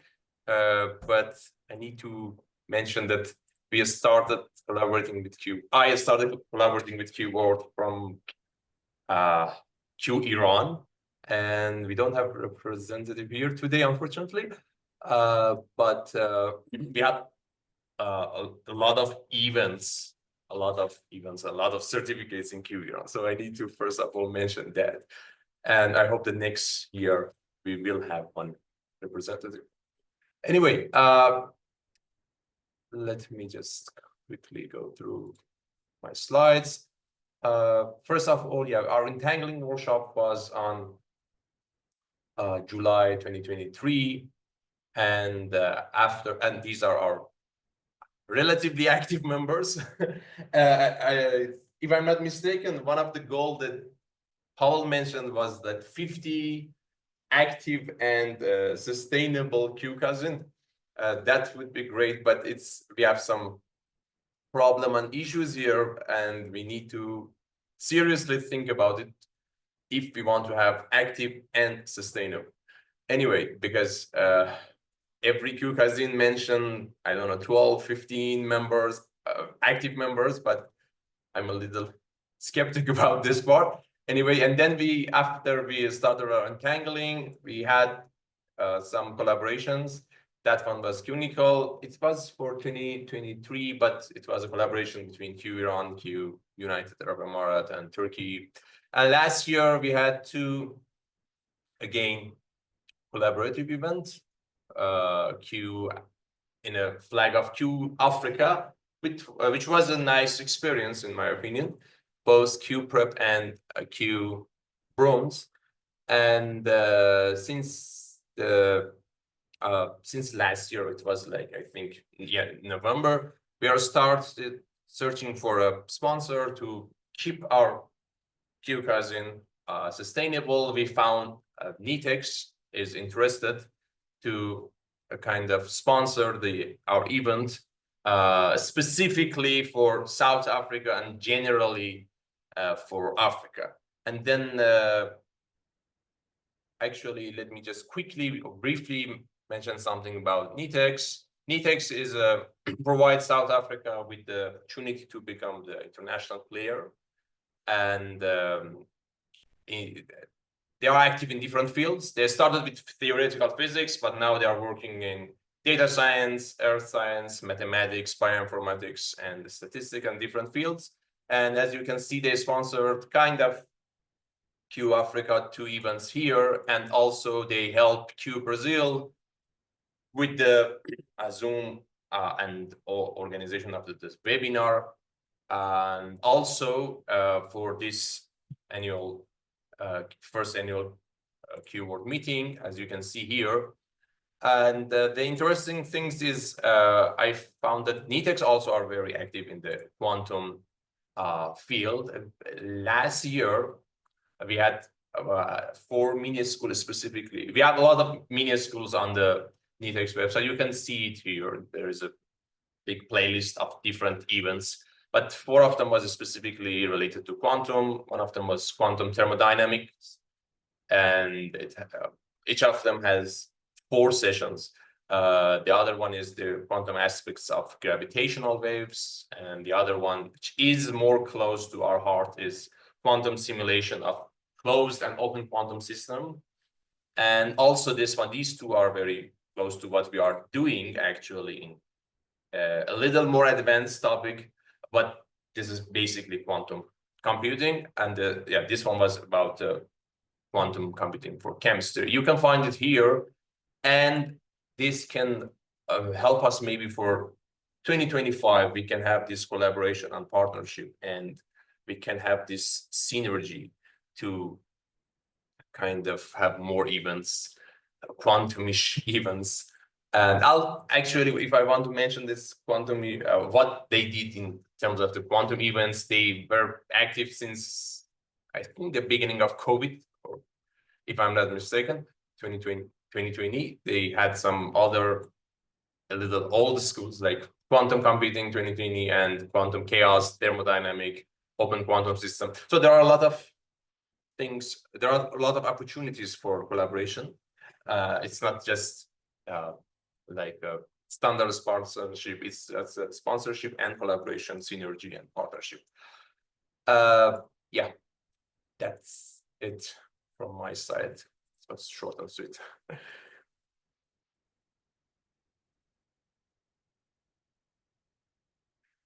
Just stop my sharing. You are muted, Pablo. Yes, Sorry. thanks, thanks, Omid, and thanks for the presentation. I also do not see any particular questions to you, so I think we can proceed. And in the agenda, the plan was to have a break, but we are already delayed. And as Abdul Malik just reminded on the chat, we'll have informal discussions later. So if it's fine for you, I propose to proceed with the last 3 presentations of our QCousins, and then we'll do a short break before the informal discussions, because we'll need to set up the breakout rooms anyway. I can see in the agenda that the next QCousin is Q Morocco.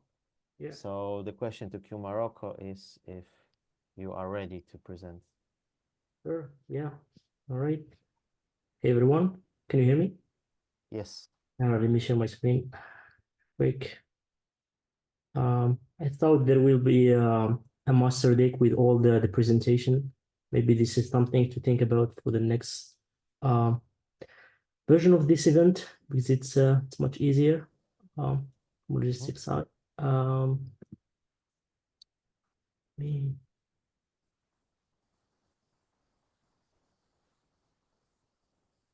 right. Can you see my screen? Yes. Yes. All right, thank you. Okay, no, this is Poland. All right, okay. Well, thank you for having me. So my name is Hassan. So I'm one of the 2 heads of Q Morocco. Just to briefly present Q Morocco to you guys. So it was established back in 2021 by a group of research students and professionals. We were actually 5. So we had our first entanglement event back in 2021. I think we're like one of the first QCousins back in the time. So our mission actually is to raise awareness about quantum computing technology and promote among professionals and educational institutions, and gather a community of enthusiasts, quantum enthusiast people in Morocco by connecting experts, educators, researchers, and students in this field. Actually, we are counting more than 20 active members in our organization. So the 2024, to be honest, it wasn't like the most, I would say, active year in our QCousins. So we had much more successful, I would say, years back in 2021, 2022, and 2023, where we had like a lot of events, a lot of workshops. But I mean, still, like we managed to organize at least a QBronze workshop across 8 days. We've been involved, like a couple of our members were actively involved in organizing Q Africa workshop. So kudos to you guys, Ayman and Abdurrahman for participating and representing Q Morocco. We also collaborate in, kind of inviting speakers from the industry to Q Africa. Actually, we were actively promoting also the whole concept, or like the whole structure across our different channels online, but also in other university. We've been like in talk with the University of Mohammed V, the University of Al Akhawain, kind of trying to organize a hackathon, etc. But I mean, for some, I would say more like logistic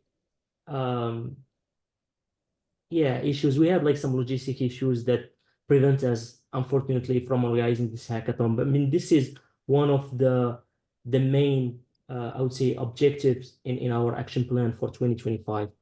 A couple of our members we have been in discussion with Xanadu as well to have a partnership and kind of organizing some workshop using their technology. So it's still ongoing. Our plans and goals for 2025. So we plan to continue in organizing workshops, including Q Bronze, Q Silver, and Q Nickel. We hope actually, and so we had back in 2022, we had like a very successful Morocco Quantum Day with over like 100 participants, a large speaker panel. So we actually plan to have the second edition of this event. So we are already in kind of discussing with a couple of our active members to have a committee, an organizing a committee. So anyway, we'll let you know, guys, because we plan also to involve maybe other QCousins from Africa, either as speakers or like maybe to help us with managing workshops. Another major goal for 2025 is to organize our first quantum hackathon on-site, actually. So it will be an on-site event. We are in discussion with a couple of universities to provide us with a site or like a location to host this event. I've been personally in talk with IBM as well, IBM France, since I'm based in France, by the way, to help us with kind of first hosting all the exercises in their platform, because they are very good in doing hackathon and they've been doing it, across all their events. We had back in QFest, I do believe, like it's Quantum Fest or something. So it's one of our members, by the way, organized it in Morocco last year. So we had a quite good relationship with them. Hopefully they accept to be involved in this hackathon event. We plan to resume our Q Talk by involving like more, I would say, professionals, academica specialists, to kind of democratize, but also raise awareness about all the new cases actually that emerge in quantum computing, either like for drug discovery, cybersecurity, or logistics, etc.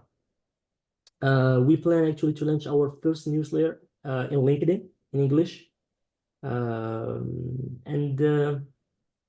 That's I think that's pretty much it. Like we are open to collaborate with all the QCousins, especially in Africa, to kind of create traction around this or around quantum technology, and launch new initiatives to foster, the cross community engagement and help building this quantum ecosystem, especially during this year, because it will be the International Quantum Year, which is very important for us. We will continue, working on engaging more and more Moroccan students and professionals and academically to join our organization. And yeah, please feel free to follow us in our social media accounts. We are present in LinkedIn, Facebook, Instagram. And yeah, thank you for having me. Okay, great. Thank you. Thanks for the presentation.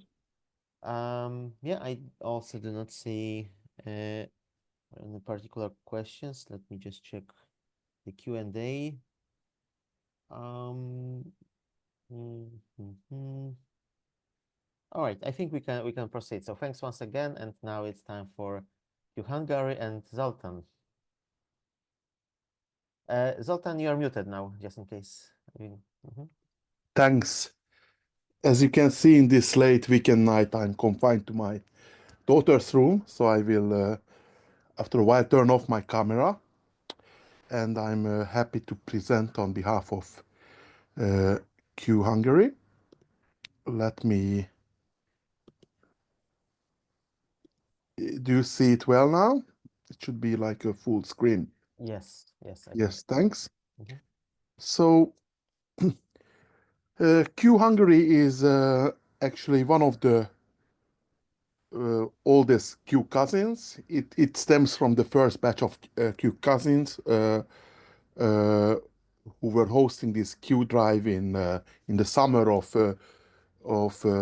2019, when the first QCousins, they co-organized workshops with the team from the University of Latvia who were going around. And in that respect, we were also very active in the beginning to find new QCousins. So I saw here Ahmed Younes. We were the ones who invited him to do the Q Egypt. And also I see here Aurel and like the Q Czech and Q Slovakia. They were also like we were inviting them. So they were invited by us.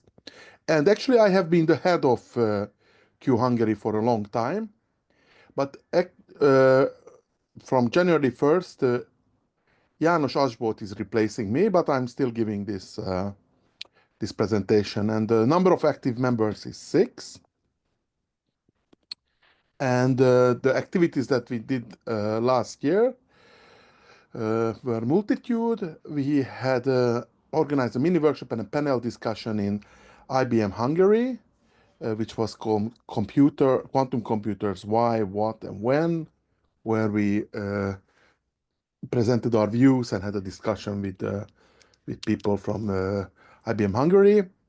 Then actually this year and the years before, we have done this World Quantum Day meetup in Budapest, actually, and it's organized as a Q Hungary meeting. And this has become actually a very popular event, which we organize at Nokia in Hungary, and many of the people in the ecosystem are coming there from academia and from companies listening to it year by year. And besides that, I personally, I'm also like participating in the global activities of the World Quantum Day. I'm one of the people who are in the organizers of the world activities. And also my colleague Szabolcs Jócik actually is the one who is designing VQ, this web page, so redesigning, and he's also a QCousin member. We also have a quite active Facebook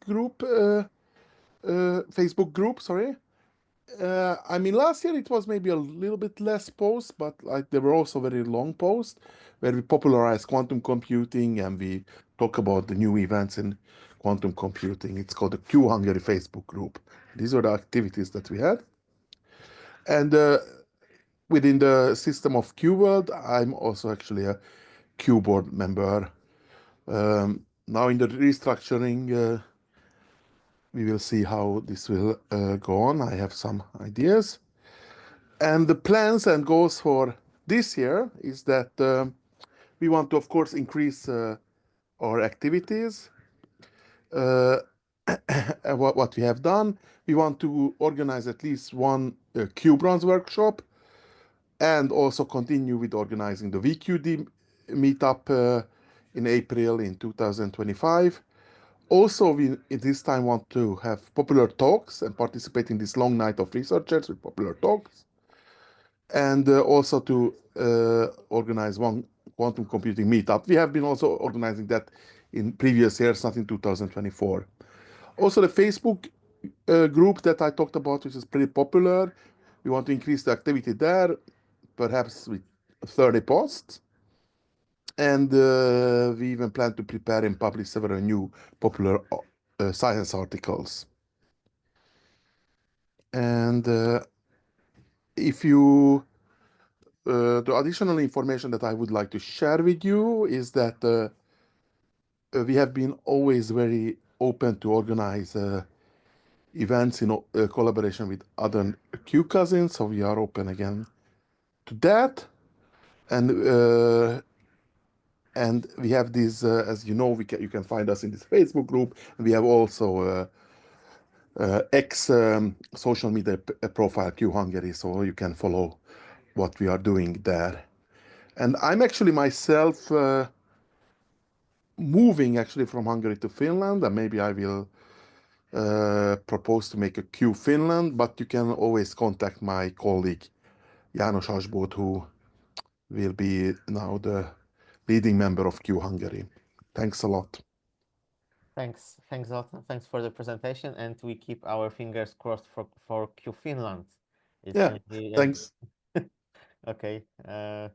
Hope it will be. So I believe it will be a great support of QWorld. All right. Thanks. And yeah, we have some comments, but there are no particular questions. So let's go to our next presentation. And the last but not least, Q Mexico and Javier. Is Javier with us now? Yes. Yeah. Hello, Great. hello. Can you hear me? Yes, we can hear you. So Javier, this time you are the only representative of a Q cousin from another side of the Atlantic Ocean, but hopefully next year it will be different. We already have Q Colombia as well, and recently we entangled Q Brazil. Okay, great. That's actually, really great news. We are in the process of entangling Q Brazil. So. Okay, perfect. Sounds good. Okay, thank you, Powell. So I'm going to share my screen. May I do that, or Yes, are you gonna? Okay, you can share your screen, please. Thank you so much. I'm gonna do that. Let's check. So yeah, as Powell mentioned, I'm the Q Mexico coordinator. I'm really happy to mention that Q Mexico was the first QCousins in America, the continent. So that's really good. Well, can you see my screen? Yes, I can see your slides now. Great, thank you. So wait, okay. I'm on my tablet, so I'm not sure why it's not working now. Let's check. I'm sorry about this.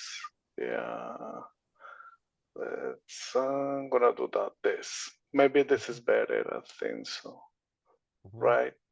Okay, I can see your slides. Okay, perfect.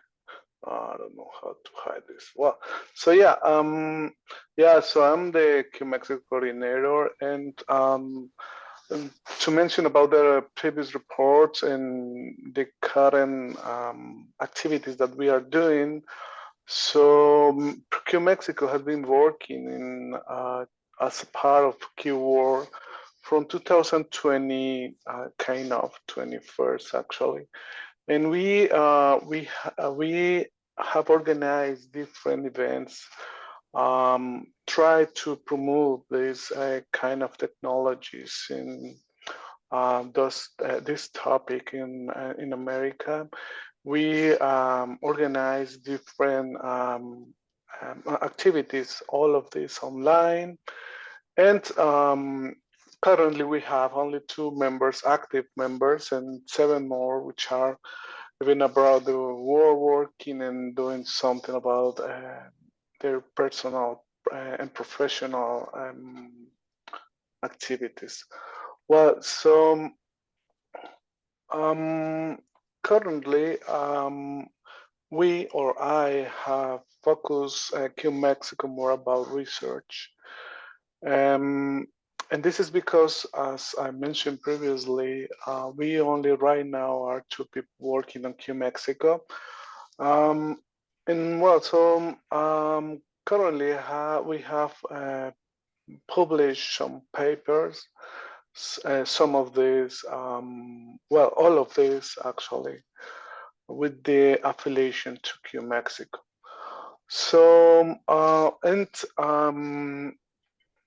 and well, maybe I have to mention that I was living in Mexico several 4 years ago, and then I moved to the USA, and now I'm living in Indiana, in the United States, and that's why probably Q Mexico decreased the number of people who are working in the community.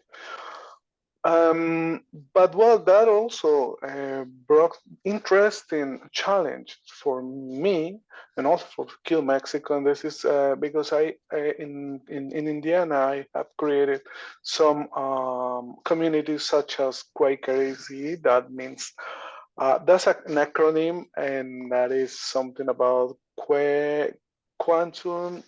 I'm sorry, I forgot. Quantums representation, quantums and representations. And this is, you see, this is about this Quaker. It's a word which is associated to the philosophy, to the institution where I'm working right now. Well, so maybe you don't need to know that, but well, so that's important because it's mentioned that I have been working on different communities also. And additionally to Quakerism, I also have been working with Latinx in AI as a mentor and also research. I continue working with Q Mexico, and also one more, which is CSCI. This is this is an acronym for a conference and a congress in Las Vegas. And it is important because some people and I create one conference in Las Vegas inside this Congress. And this conference is called International Conference in Emerging and Quantum Technologies. You can find it. And actually, I'm going to ask for permissions to in the future, maybe 1 month or maybe more, to share with all of you one information, because in this context of this conference, we are calling for people to participate as speakers, and also we have different options there. You can show your research online or in person. So this is a great opportunity if you want to come to Las Vegas. This is just 1 week, kind of, and it's gonna be during summer. It's about July, maybe the second part of July. So maybe if it is okay, I'm going to ask Powell and Nabu if we can share the information if you are interested to attend. In attending this conference in Las Vegas, it's gonna be this summer. Actually, it's here. It's this is part of my activities for this year. ICQT, which is International Conference in Emerging and Quantum Technologies, and continue working also in Quaker EC, which is a local community working in quantum computing. Local means meaning Indiana, right? But also I continue working with Mexico. Well, I have I'm considering this in IYQ, which is the International Year of Quantum Science and Technology. We want to also participate in different activities, try to encourage more people to participate in different congress and conferences. And well, so yeah, and I continue working on research. So finally, I would like to mention that we have some social media. The recent videos, which was submitted, one video actually, which was submitted in YouTube. It was created by me, and it's about let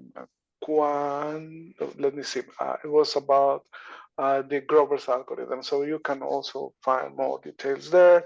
It's really short, and I thought that maybe that should be our next project, and thinking that we are going to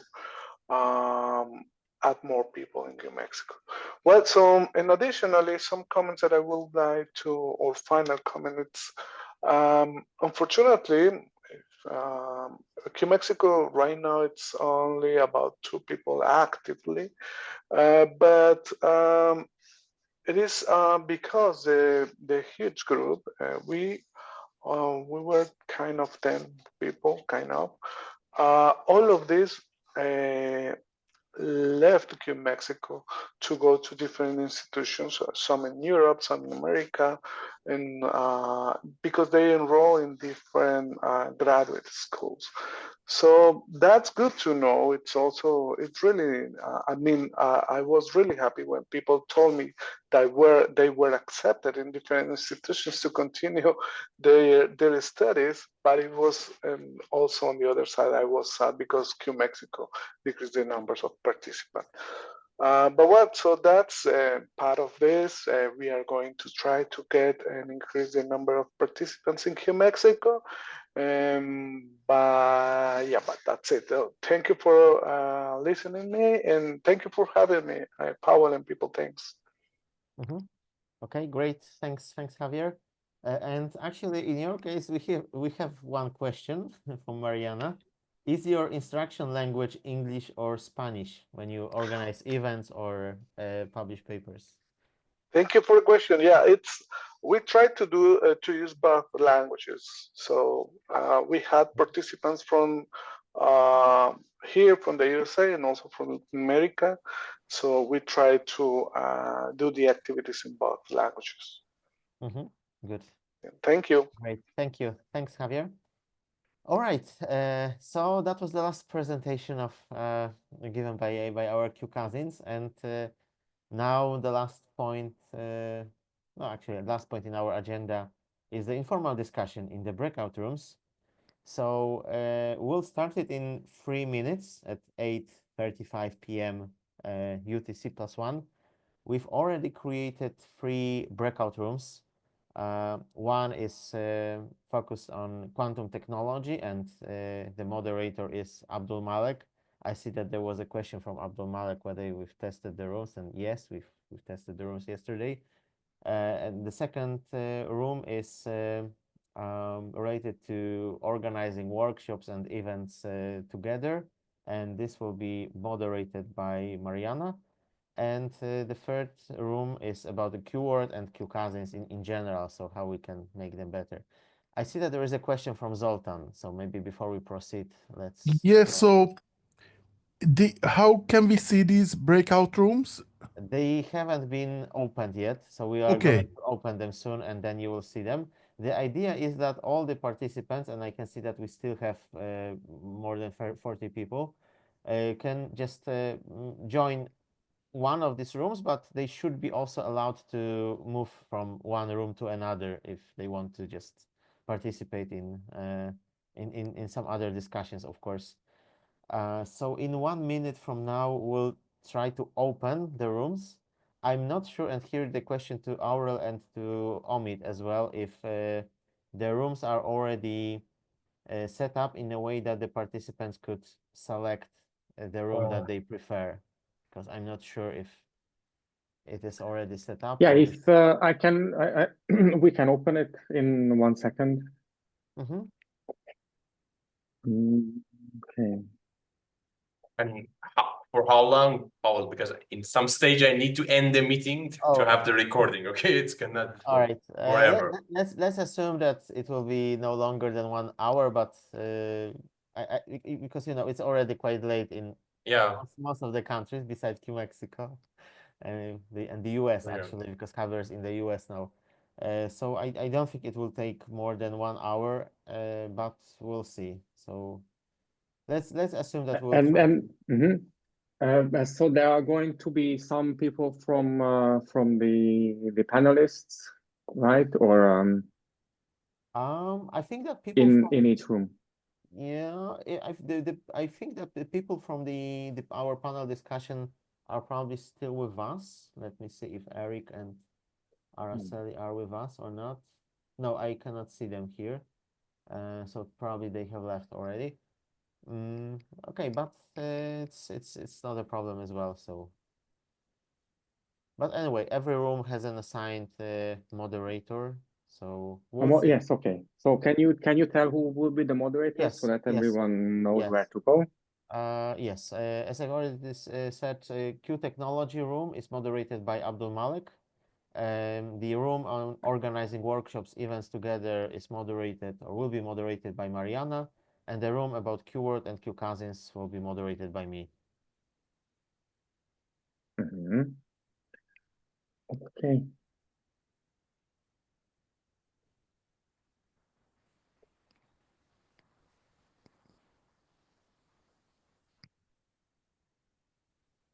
And I don't see Abdul Malik. Okay, so Abdul Malik, you will have to choose yourself. Okay. All right.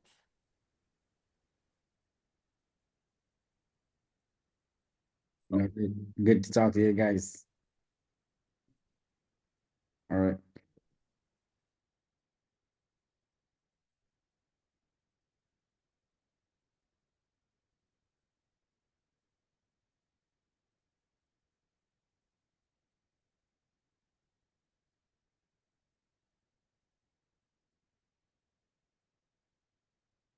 I think some people maybe don't know because I still see a lot of attendees.